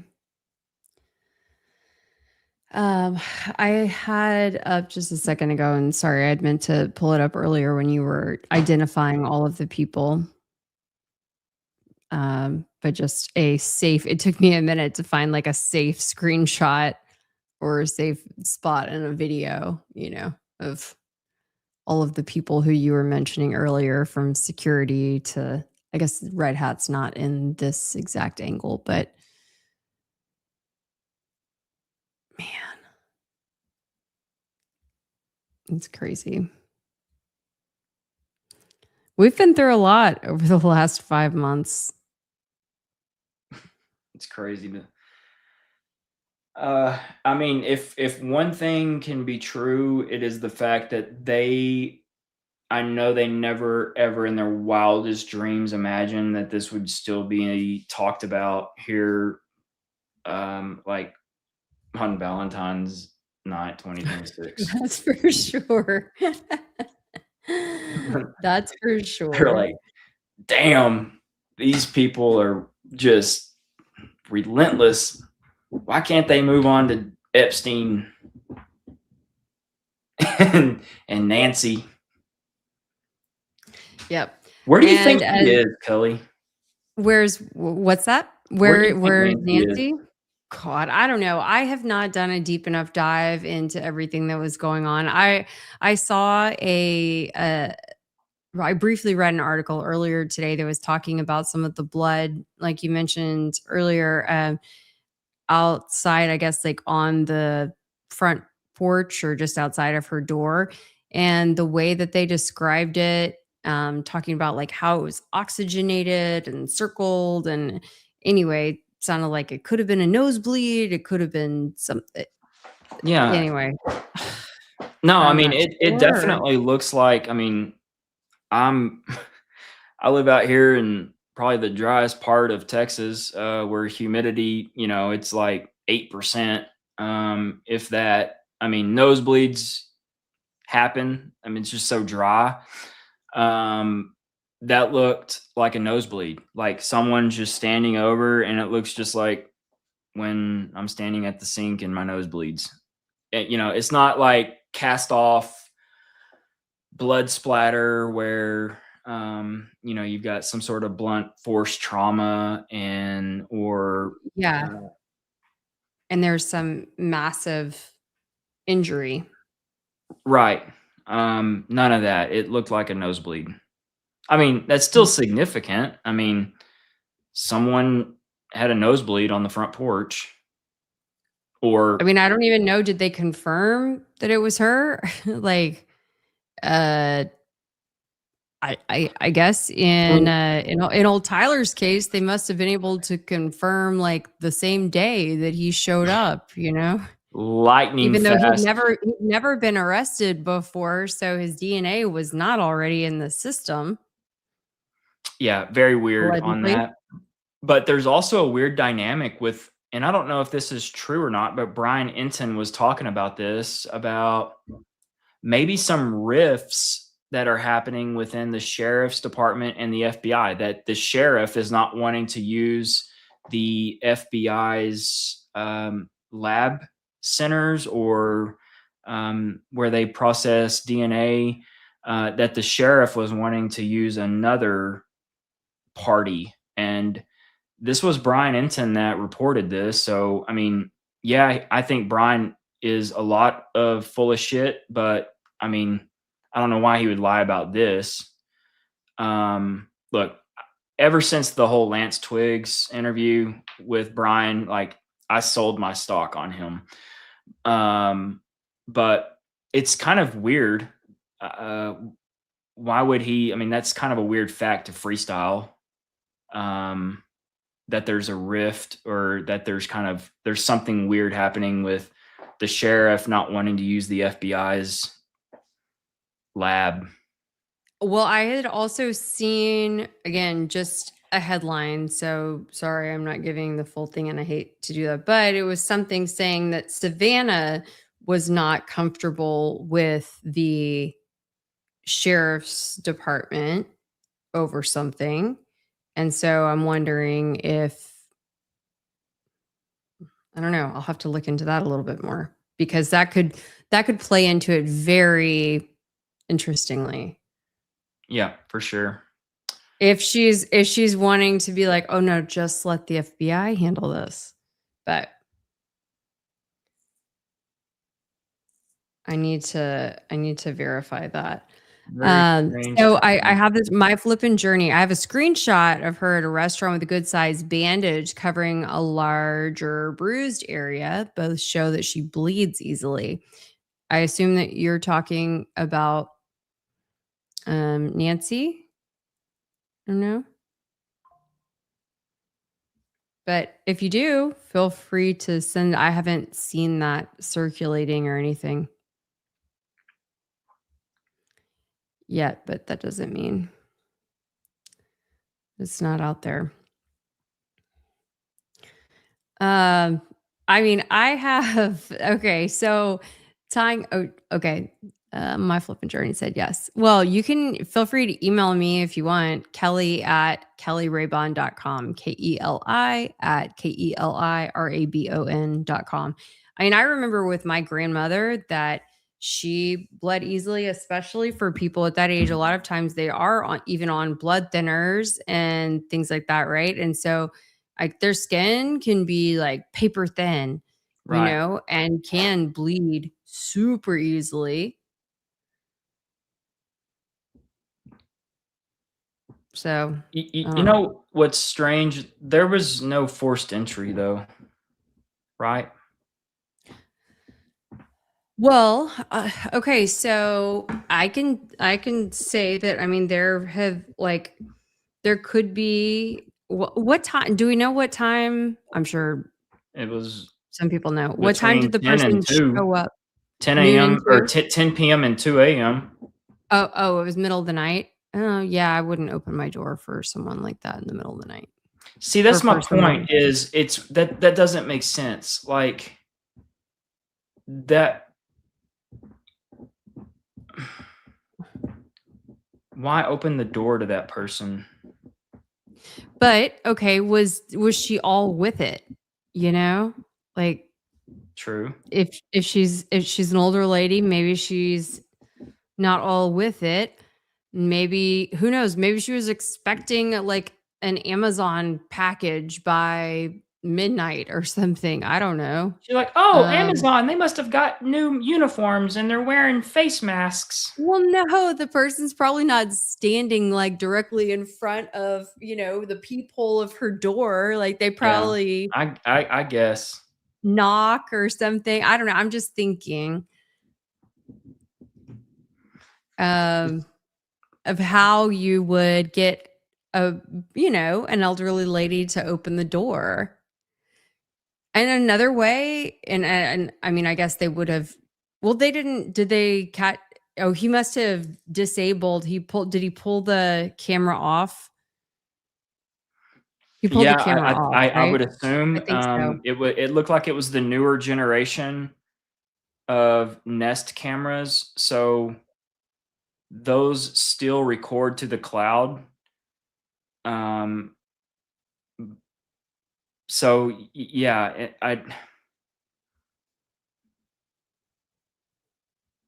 even if you've got someone knocking at your door and you're like, I'm gonna go. It's late. I'm gonna check my Nest cam, and they're like, you look down at your phone, you're like, that's weird. It looks like my camera is in a bag. I'm probably not going to open the door. Okay. Would it actually work like that though? I mean, she Absolutely. might not be so savvy with the phone. Why have the camera in the first place? Well, because That's how you view it.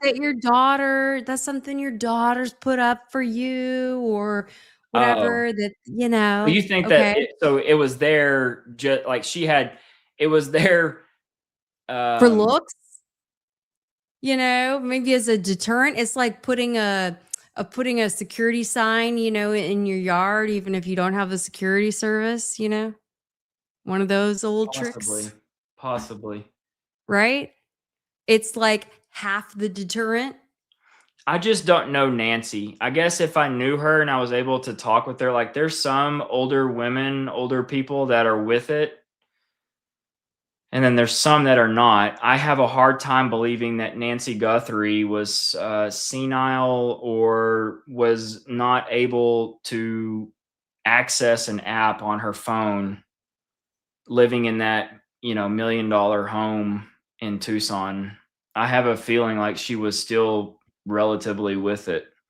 So to think that I just can't get there yet where it's like, Nancy shouldn't have been living at home by herself. She should have been in assisted living. Therefore, she opened the door not knowing what time of day or, not really being cautious about her own safety. I just can't get there yet because I think she was with it. I mean, maybe she was. Maybe she was super sweet. Maybe she was super nice. Maybe this camera got pulled off, but she heard somebody banging. I'm just throwing out ideas, right? Okay. Like, boom, boom, boom, boom, boom. Help, help, help, whatever. I mean, that's like a common thing. That happens in Houston. That happens in, major cities, whatever, where someone will come to your door like asking for help in a panic. And then little do you know, there's bad people like standing just beyond the threshold that then come into your house. That's like a home invasion. Yeah. That's when you just say, I've called the cops. They're coming through the microphone. Yeah. Yeah. It's just, anyway. I don't know. There's more that we need to learn. I don't know enough to speak, I don't know enough to speak accurately on it yet. So it just but I'm gonna ask around. It feels very psyopy. But I don't know what the end game is. I mean, I would like to think that. I mean, I don't know if Savannah's not like offering her mom up as like some, I mean, generally speaking, you want Nancy to turn back up, right? So, yeah. So in order for that to happen, somebody has to have had Nancy, or is she just going to appear at a Love's truck stop on I-10? Disoriented and like I could see that. If look, if someone's watching this and y'all have Nancy, drop her off at the nearest Love's and put all this crazy shit to an end. This is crazy. Just drop her off at a Love's and Love's will take care of it. This is nuts. And that way, I mean, there's whoever did it is away. And because Savannah and her siblings are forgiving, they'll forgive you because their mom's back and we all learned a lesson. That's the best thing. Because there's no really good, there's no end game here. Somebody has to be caught or someone killed Nancy. What does AARP have to say about this situation? I need to know. Yeah. Someone needs to really, I don't know. It doesn't seem like the messaging has been very straightforward either. Considering, you know, you're like dealing with the mother of a highly regarded national news anchor. Yeah, it just doesn't seem like the messaging has been super straightforward. No, There's been, you know, like, oh, some people don't want it. Some channels, networks don't want to cover it. Some seem to be covering it all the time. And then there's, I think, motivations for certain networks to be covering it because they're giving play, airtime to, say, the FBI. And yeah, y'all, this stuff is running deep. Yeah, it is. Savannah's got to be careful because I think the Today Show ratings really took a boost when she was out for her voice box surgery. I mean, and then they're it gonna have to happened watch right as the Olympics, and she was supposed to be going to the Olympics, and then Hoda didn't go to the Olympics either. Yeah, Hoda's back. The next thing you know, I mean, you're gonna have what's Valerie Jarrett's daughter's name? You know what I'm talking about? Valerie Jarrett. I know who Valerie Jarrett is, but I'm her trying daughter's to think of one of the anchors on the Today Show. Oh my gosh. I'm spacing. I don't know. You're going to have to tell me. I have a friend on the Today Show and then a friend who makes many appearances as a reporter. But anyway, I need to. And then another friend who's known Savannah for decades. So I need to start asking. Give you guys some inside scoop if I can. Laura Jarrett. Yeah, I don't know her. Yeah. Laura's going to take her spot next to Craig.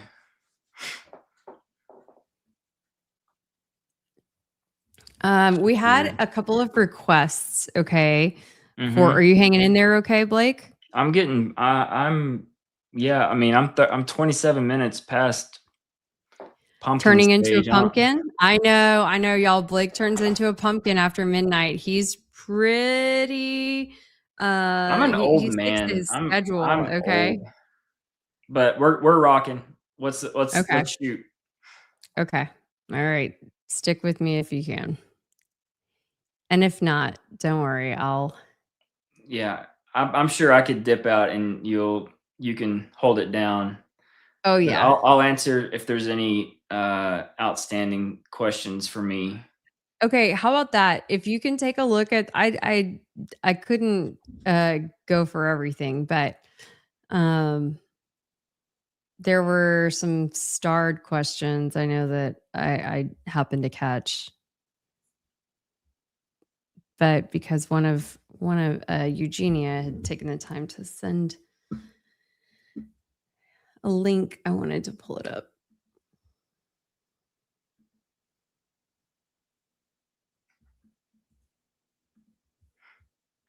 So pull up Jordan Henshaw, pull up his starred 1126. Okay. Okay. I think I told this to you last night. Mm-hmm. or the night before.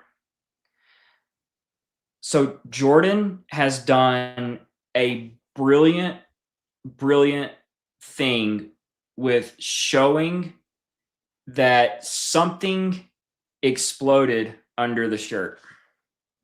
Because he's basically showing what we've seen with the microphone or the necklace, whatever it is, something underneath there is what's causing everything. Okay? The one thing that Jordan is completely off the reservation on is that there's like a squib and something in his neck that explodes and there's tubes of blood. No, it's just the fact that they detonated something under his shirt and it struck him in the neck and caused him to actually bleed his own blood. Okay, so if anything, like Jordan has done a great job by showing the fact that something exploded under his shirt. It's just not fake. There's no He says tubes. an overpressure event. Does that make does that resonate with you? I mean, there was something. There was a massive overpressurization. Yes, event that caused that everything under his shirt to do what it did. And Jordan has actually, even though it might not be the exact same delivery method, I mean, Jordan has shown it perfectly, the fact that this is what's happening that we all see underneath the shirt. It's just not fake. It's real. That's his real blood. That's his real blood that is bleeding out of his own neck. And I believe it's Jesse on Fire. And this is, this is going to get right in the way of the people that think, Charlie is in Valhalla or Tel Aviv. But that thing in his neck that's weird is actually real, because Charlie does something weird with his neck and his jaw and his mouth. He's got like this weird tick.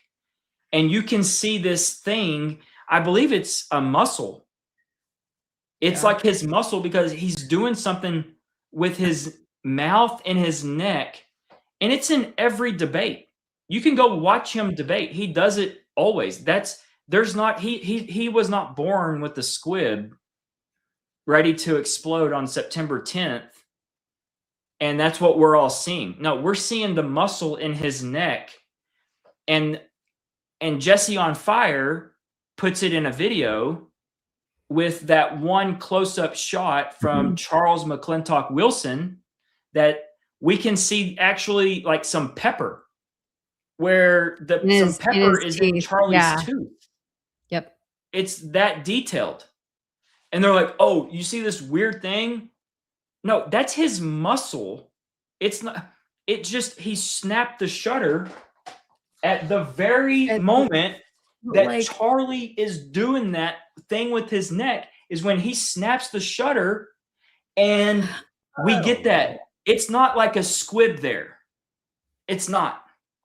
It may not be, but it doesn't look like anything. I mean, granted, we haven't had Charles McClintock Wilson's photos in, any other college event, right? But I have watched mannerisms and all of that too in countless events. And, I didn't see the whole, I don't know. There's just a few strange gestures and whatnot right here, I just reposted it. Everyone right now, go to my Twitter page. This has 245,000 views. Well, we don't want them to leave the stream. Just remember, they're going to leave the stream. Watch this video right here. And Charlie is doing this with his neck. You can see it. It is the same movement. It's the same bulge in his neck that Charles McClintock Wilson photographs. Right there. Guess where we're at? We're in Florida State. We're at Florida State right here, and it's the same bulge in his neck. You want to do it again? Here's another event. He even grabs it right there. Okay, I can't see it, but I will look at it. I'm way overexposed on my camera, but it's there. It's there every time. It's and I don't know what it is. He's got like a medical condition. It's like a weird tick. I don't know what it is. I don't know what the diagnosis is. I just know that Charlie does this with his mouth every single time that he's talking. He's doing like, and he does. I don't know if he knows he's doing it or if he doesn't know he's doing it, but he's doing it. And you can see this thing. It's like a muscle that bulges out of his neck. It's not something that just appears on September the 10th.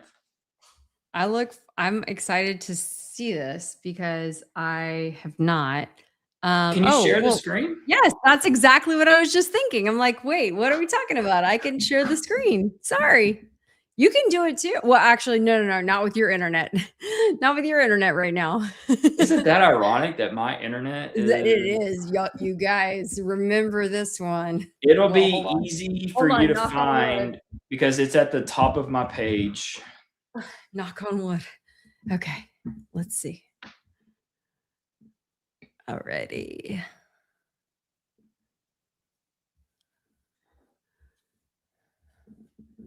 And go.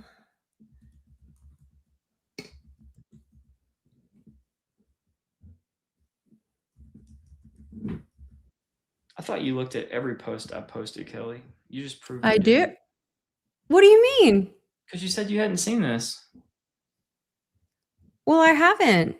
Because when did you post it? I thought you said you just posted it. No, like 2 days ago. Oh. I'm just messing with you. Well, as I had to let the legend know earlier, I've been a little occupied lately. Okay, post. Why is this showing? Hold on.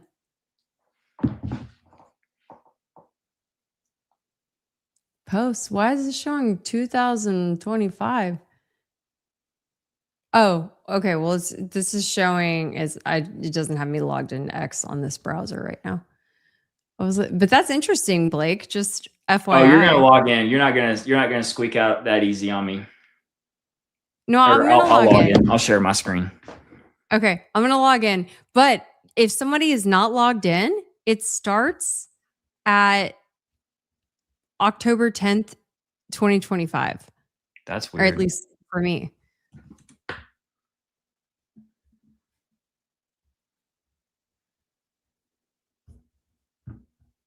That's very strange. Yeah, I don't ever really use Safari. So all right.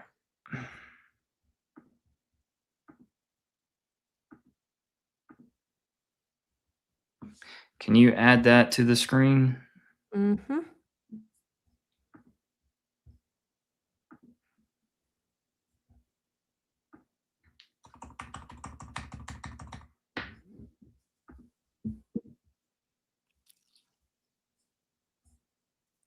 Ooh, wee.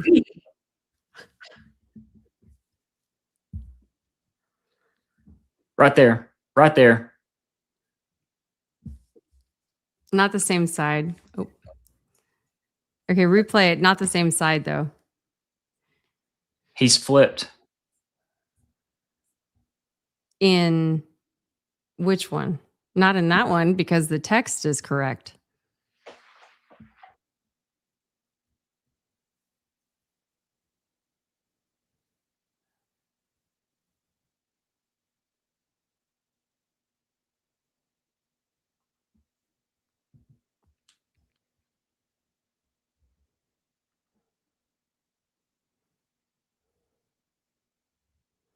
Interesting, though, how common is it for a man to wear like multiple different rings on his wedding ring finger? Very strange to me. But do you see this tick? Okay, there you go. He was grabbing on kind of that area. Okay. Oh, there we go. Oh, okay, there. I kind of see it there. Ish, maybe. Okay, you have to remember I screen recorded this from TikTok, so it's not like Charles McClintock detail.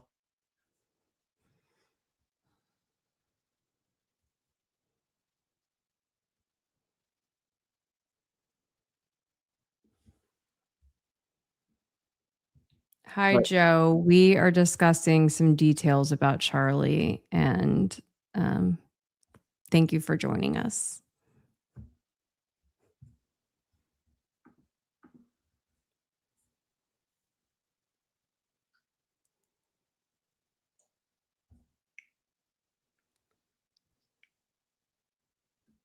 That's interesting.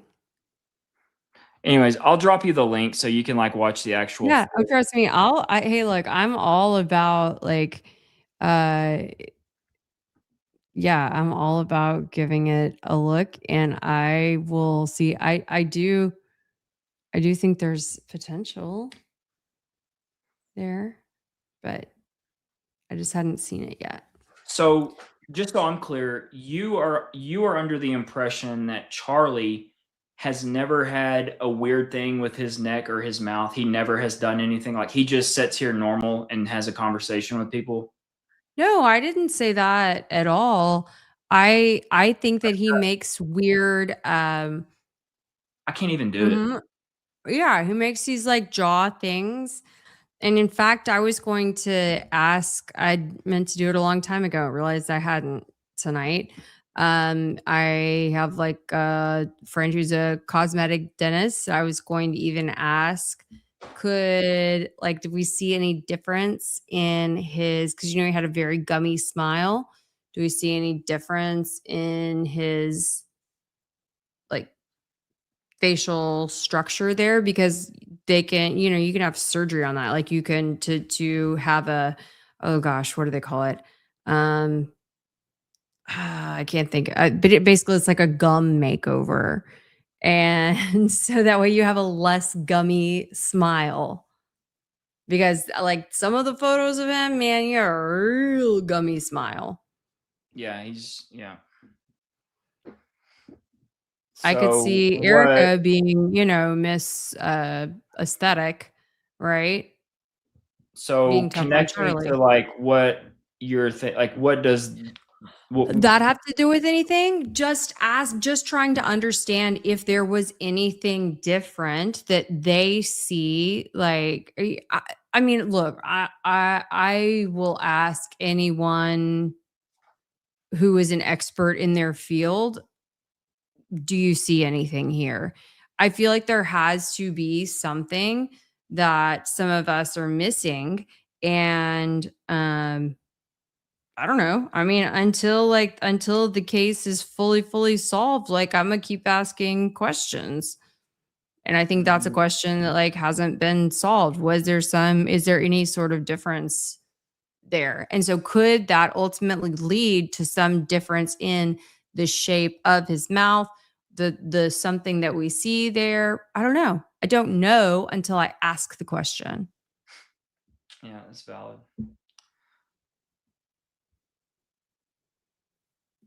Well, I just know that this thing here is it's with him. It's been with him, and there's not like something planted in there. So anyways, back to the original thing. Yes, Jordan is correct in the fact that he has demonstrated that something exploded underneath Charlie's shirt where the bus drops Jordan off is where the fake death thing comes in, because it's not a fake death. It's actually something that's actually exploding. And pretty soon, look, if we had the same tenaciousness of people, like if we were to have that sort of tenacity of going after, like asking about squib packs and cosmetic dentistry and other things, if we had that kind of tenaciousness talking about explosives on things that could have exploded, then we start getting somewhere. Okay. I mean, tell me, like, I just don't know who it is. I just don't know who, because apparently those people all died. Well, They all exploded in a. We can't go ask. Or there's one person. One person lived. yeah. Okay, then I have other alternative ideas. And this is the beauty of what happens when we get to talking. It's just the challenge is you know, doing an investigation, which I always come back to with my background being an investigative journalist in the TV world, right? Like I am like the squirrel who like fills my cheeks up with all my stuff, and then I'm like hoarding it for the winter. And I'm putting together like my whole feast. Well, mark my words, Miss Chipmunk Squirrel here. The day that you begin to look into things with that sort of tenacity, tenaciousness, whatever, into an actual explosive is the day that we will actually start getting somewhere. Okay, well, to give me some credit, I was the one who brought John Bray back onto the scene, and he will tell you that as well. He's been doing his work the whole time, but no one was talking about him for months. And, I brought him back onto YouTube and, got him onto the show with Trigger Smart, and then it kind of cascaded you understand my point from there. Yeah. Like, you brought him on, but do you believe him? I do. Yeah. And I possess, yes, I do. I possess the ability to investigate, and because trust me, I'm talking to John Bray like frequently. Okay. And so I possess the ability to be able to hold two potential truths at once and investigate with vigor both of those.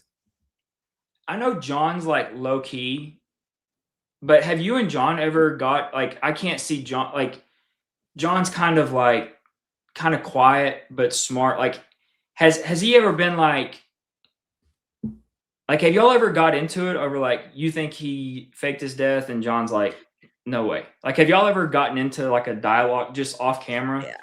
Like what you and me have done? Yeah. Like I would say it wasn't the way that you and I kind of raise our voices. I mean, we don't raise our voices that bad, but we get a little excited, John is super chill. Like he matches my energy, but yeah, I mean, he told me early on. Sleuthy Sleuth wouldn't know belligerent if it sat on Sleuthy Sleuth's face. Oh gosh.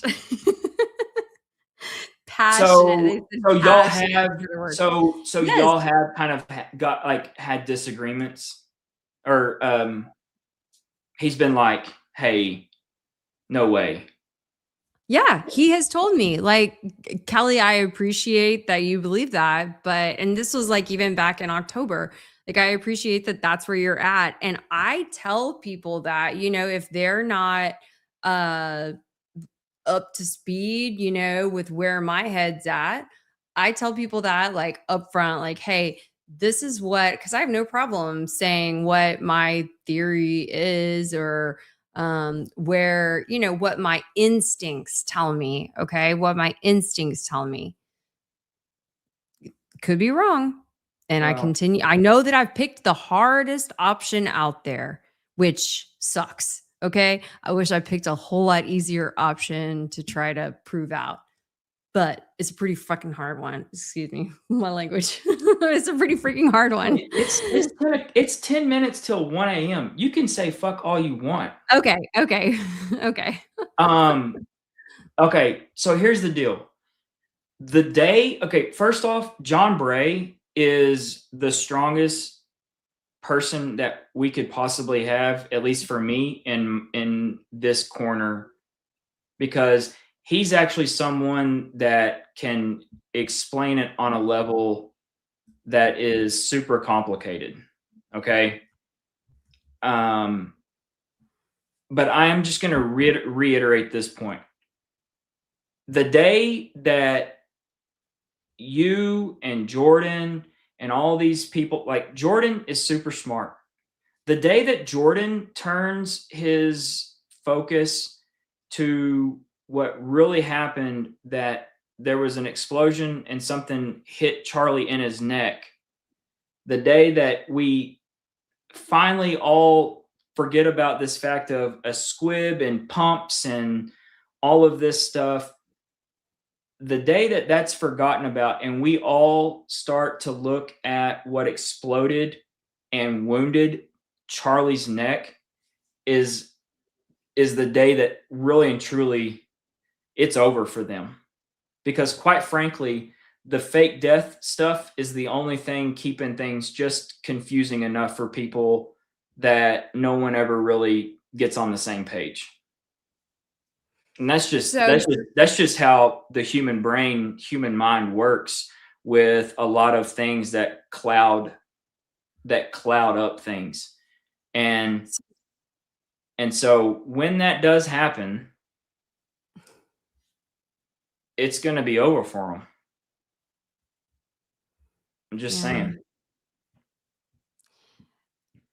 So you think that it would be, do you want Jordan Henshaw wants to come on? No. Not tonight. You're winding down. Not ever. I mean, like he's gonna. Yeah, like, no, I know. I get not it. ever.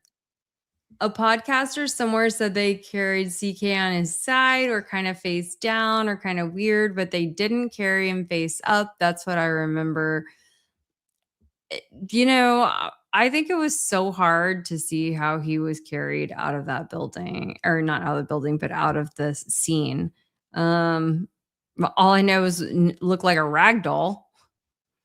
There was no regard for protecting his neck or his spine, or keeping a hand, in the wound, covering the wound, whatever. But also there was no blood dripping.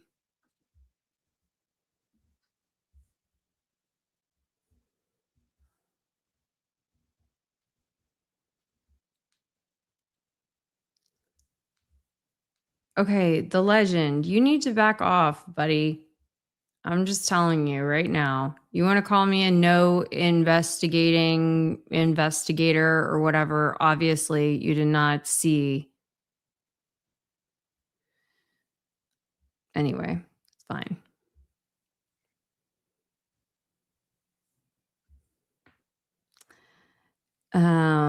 Oh, okay. Blake, the blood amount. Tell me, how did it happen? What about it? Like, how was there such a small amount of blood?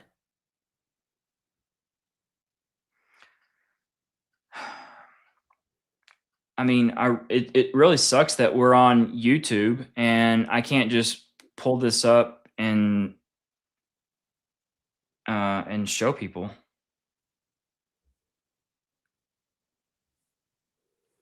Yeah.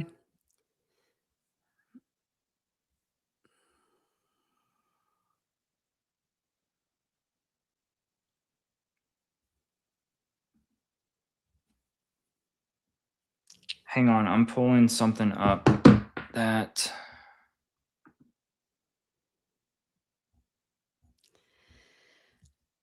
So just to speak to this, I am not a medical professional, but I have spoken to multiple medical professionals, surgeons, very experienced trauma nurses, and to cardiologists, and the vast majority of medical professionals that I've spoken to have said it did not appear to be enough blood. The color seemed to be unexpected or off to them.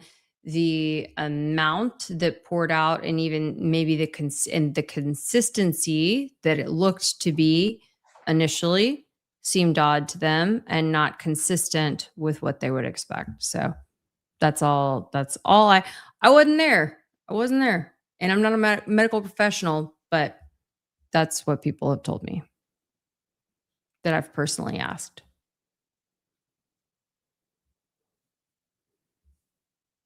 But I mean, maybe something's different when it's a more like smaller, superficial. Although, I mean, that was a pretty good sized wound from if it would have been from some sort of shrapnel. But like, anyway, what does it hit and how? How or Blake? Here's the question: how are they going to come up with an autopsy That has a bullet. Yeah, that matches a 30-06? Yeah, they're not. There is absolutely no way. I believe that there is a bullet in his neck, though. Yeah, Yeah, I believe that the security team shot him like in the after the SUV. fact. Yeah, yeah. Well, and that's why I say the thing about the Charlie being alive is that I can't attest to what happened once he was whisked away from UVU. I mean, The moment he was out of the public eye, when he's in the SUV between campus and the hospital, we have no idea what happened to him. their But story it's just- sounded so crazy. It's just very strange to me that Brian Harpole is so adamant about the fact that he knows that they're going to find a bullet in his neck. That's always bothered me.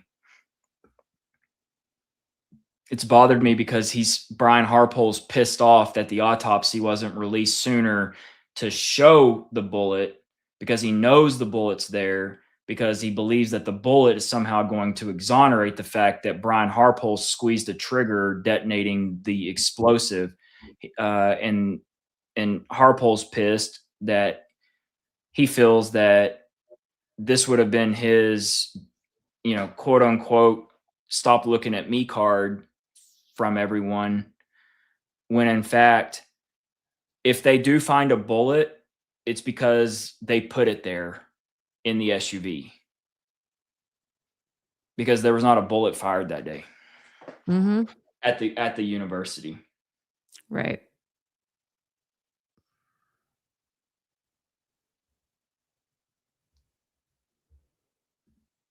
All right, so I can't put this on YouTube. Hey, Kelly, how does YouTube view fake blood? I think it's okay with it. How do they know? I don't know. Like, if I were to show this video here, Like maybe we just tell them, say that everybody understand that it is fake blood. Jordan, feel free to weigh in because you would know this more so than us, but that it's fake blood, and then worst case scenario, we have to just trim it out, I guess, after the fact. But Kevin, thank you so much. I don't know if I've noticed your comments before, but I appreciate you being here. Kelly's one of the very, very few who refuses to be bought off by the powers that be and sticks to her convictions as an investigative journalist. Thank you. Whether they be popular or not, I'm okay with being the black sheep in the herd, and I'm just trying to do what I believe is right. And I will, I'll keep All right, hey, digging. Will you add that? Yep. Oh man, here we go.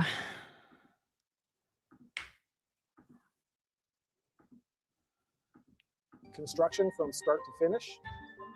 We're going to do a full application to today's course, and we're going to talk about flow of blood versus spraying blood. Once So everybody application's remember, complete, this we're gonna go is over all active direction, fake, and oh, everything that not leads up to really. the bleeding. And The finally, real we're going to deal. act out the death scene or the blood gag so you can all see it. Why I love blood effects is because it's the one thing Oh. you can do on set Jordan that said don't everybody do on the it. crew looks forward to. It's that on set. Yeah! Again, we don't want to pile on it. As I purge the line, I might push the air out. Hey, which by the way, hold on, wait. Okay, I just want to mention. Oh wait, no, don't show that. Show the show the little oh gosh, what do you call it? Yes. Oh my gosh, I can't think of the name. You know, there's one of those that's right next to the tent, right? Where's the hose? Well, I'm not saying I see the hose. It could be I haven't had a very good angle. I'm just mentioning there is one that's right next to the tent. Carry on. Okay. This is where Blake gets this really is a frustrated massive with me. production. And yeah, we just saw them do the cut, but there's all these tubes and things like that. Like, where is all that?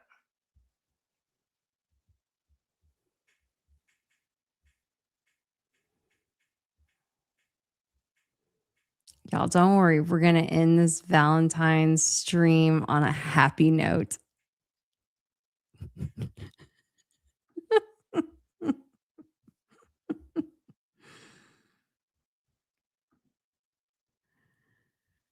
Oh my Where goodness. is all of that?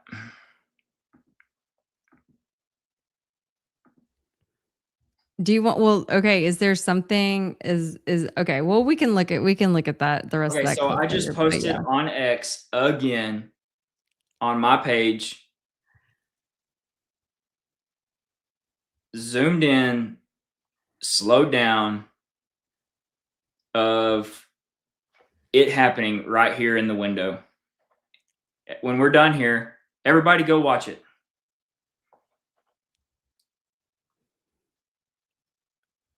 Yup. Everybody go watch it. It's not fake. Something exploded. It hit him in the neck. He bled. He bled a lot.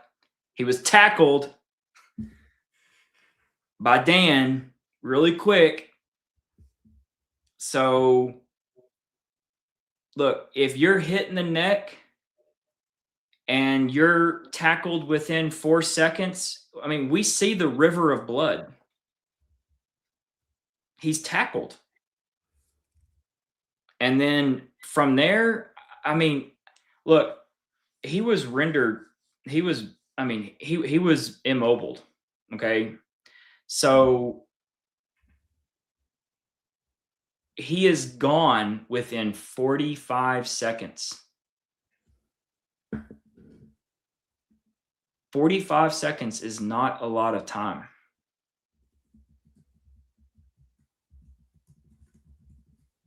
So,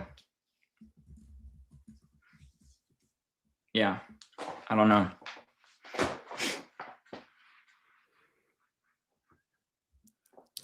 So then in that case, Blake, do you think that how many people there do you think like the entire how many people were in on it? The entire security team. And TPUSA too. Mm-hmm. Like all of the staff. The guy in the blue. But none of them were like shedding a tear. None. So they really just didn't even like Charlie? Like, was he just a real jerk to them behind the scenes? They didn't give a care?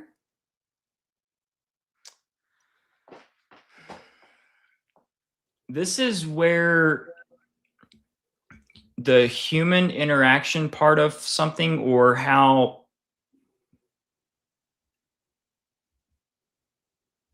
if someone comes to you and says, hey, you're going to be a part of this, I don't know how you say no. This is what's so difficult to really, really digest. But I'm telling you right now, Andrew, not Andrew Ferrasi, but Andrew, the head of operations for TPUSA, that Andrew, he was wearing the hat with khaki shorts and white t-shirt. Terrell, Blake, Philip, the entire security team, the dude that carried the binder in the blue shirt with black pants, the blue sweater, Angel, Chrissy, yeah, they're all in on it. And they just literally did not care. I mean, even if you, obviously, I've never been in this situation before, but even if, I don't know, I can only venture to imagine. But if you were kind of put up to this and then not even be like shedding a tear, not even be like walking around sad, not even, gathering together and being like, oh my gosh, like, I just can't believe, are you okay? Like, I don't know. It's just the actions that I see from the close crew after just don't jive with the trauma. Let me ask you this question. I'm going to isolate one person. I'm going to isolate just Pastor Hibbs, Jack Hibbs. Okay. Do you think that Jack Hibbs believes that if someone turns their back on Israel, that warrants death? That they are a clear and present danger to Israel? They are an enemy. If you turn your back on Israel, you're an enemy of Israel. Therefore, death is warranted. Do you believe he believes that? Ooh, I don't know if he believes that death is warranted or not. I haven't followed enough of his teachings or ministries, but do I think that he is very pro-Israel and believes everyone else should be on the same train that he's on? Yes. And especially someone who he believes, and certainly does have a large influence. He would be has quite said, upset. anyone who turns their back on Israel turns their back on God. He said that. Mhm. Like, what would be what was the proximity? Do you remember? Like how soon or shortly thereafter, or? This was May. I think there was a lot that went down there was quite the acceleration, I believe, that happened between the election and September 10th. I think that plays into both theories, both yours and mine. But So what I about? think that's part of why, either way, Charlie had to go. Yeah, he was one way or another. Does that make sense? He's a major problem. Mhm. He was at the doorstep of becoming a major problem. Yeah. All right. I'm really turning into a pumpkin. I can feel the stem growing right now.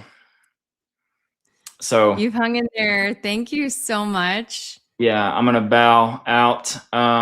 Thanks for having me on. Enjoyed it. Thank you everyone for tuning in. We'll be back more regularly this coming week, and we're gonna hit back on some of the things that I talked about. Cover up, and then the pre part of it. There's some also new video that we need to go through and look at as well. And I think it'll be good to kind of circle back and look at that. So, Kelly, thanks for having me on. Appreciate it. Of course. I look forward. It's wonderful to have you back. Thank you so much for being back. I look forward to doing more streams. For sure. All right. Well, have a good night, everyone. Happy Valentine's. Good night, Blakey. Good night, Blakey. We're now past it. Good night. Bye. All right. Bye, y'all. Thank you guys so much for joining. Man, I'll tell you what, I guess I'm going to have to do a whole other stream tomorrow because I have all of this stuff I was still wanting to get into. I had so many different parts of this love story, not just with Erika, but with the TPUSA family, with politics and power. And oh my gosh, who wanted to take things from, of course, there's a Candace section. I should have started this yesterday. There is so much to talk about. Okay, will it feel too late to do a full-blown, like, I don't know, Charlie Love stream tomorrow and all this stuff? I prepared a whole lot, but it was very nice to get to really do a deep dive and have fun talking with Blake, as always. So y'all let me know if you want to hear more of that tomorrow, and if so, would definitely love to go with you or go through all of that with you.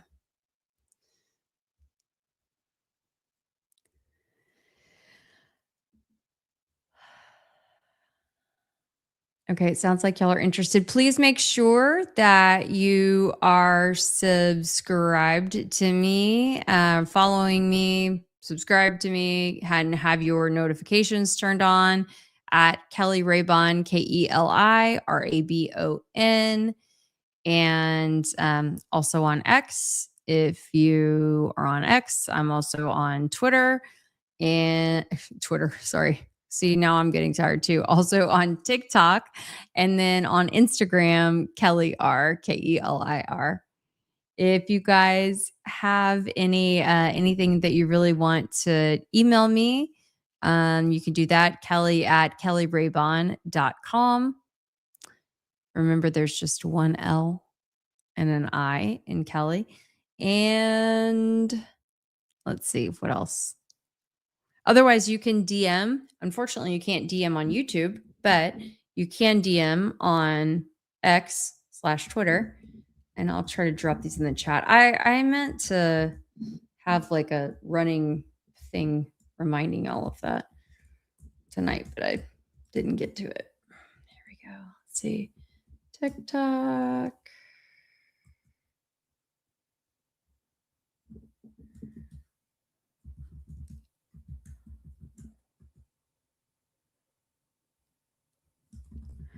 Michelle, thank you.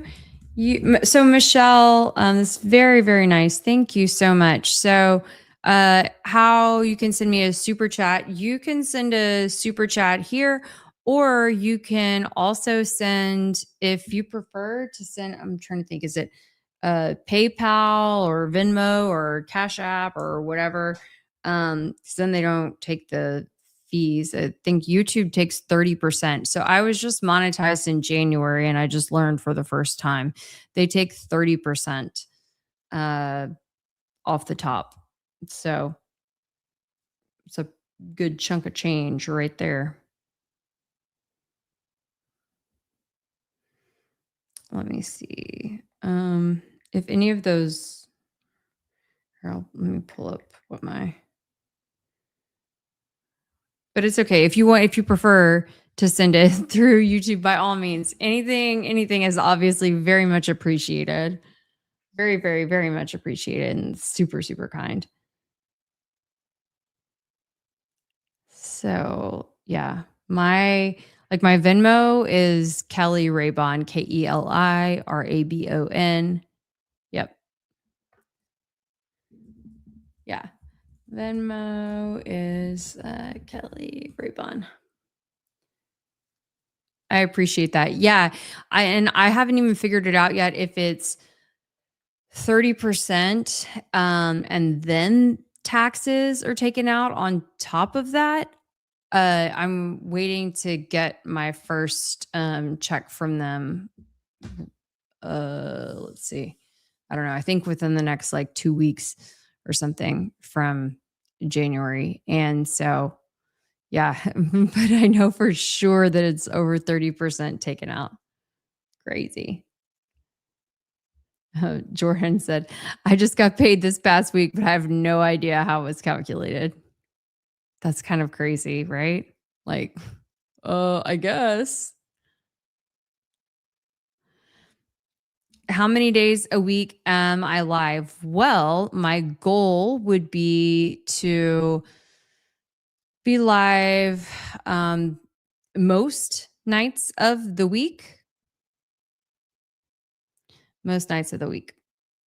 And I have been a little off that goal the last few weeks, but I'm now trying to get back on that. And so, yeah.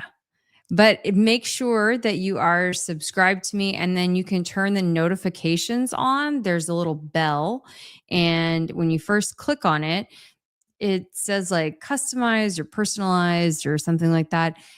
But when you click on it, you can turn on all, and then it should, in theory, send you a push alert anytime I'm posting like a video that says, hey, I'm going to go live in an hour. Or if I post something saying, hey, I'm going to go live at 8 p.m. or whatever. Everyone continues seeking the truth. Absolutely, Holly, for sure. That's what we have to do. And we just have to keep working together. We have to keep working together.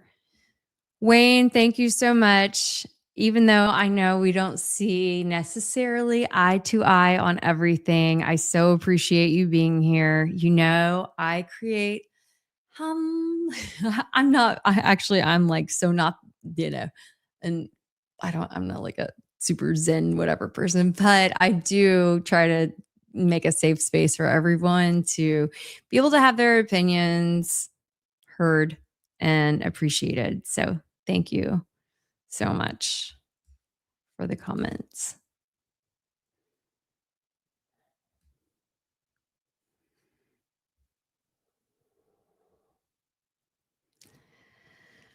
Alrighty, everybody.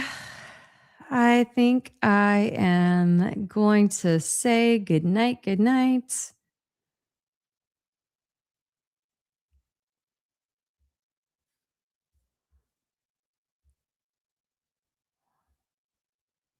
Let's see here.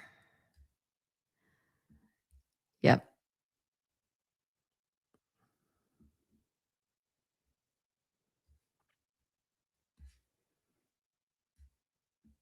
Thank you. Thank you. Okay, you guys, it's been so fun hanging out with everybody. Again, please make sure that you are following me.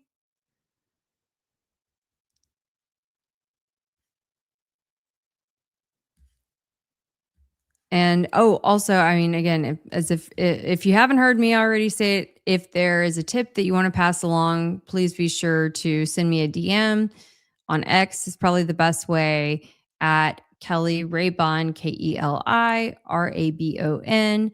I mean, you can leave it in a comment on a video if you'd like. I try to make sure that I'm keeping up with all of my comments, but just if it's something sensitive, you probably don't want the world to see it.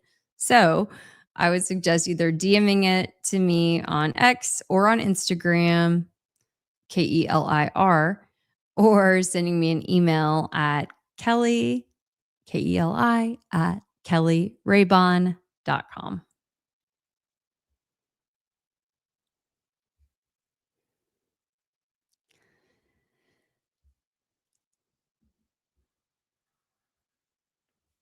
Okay, good night. Good night. I hope you guys had a fantastic Valentine's Day.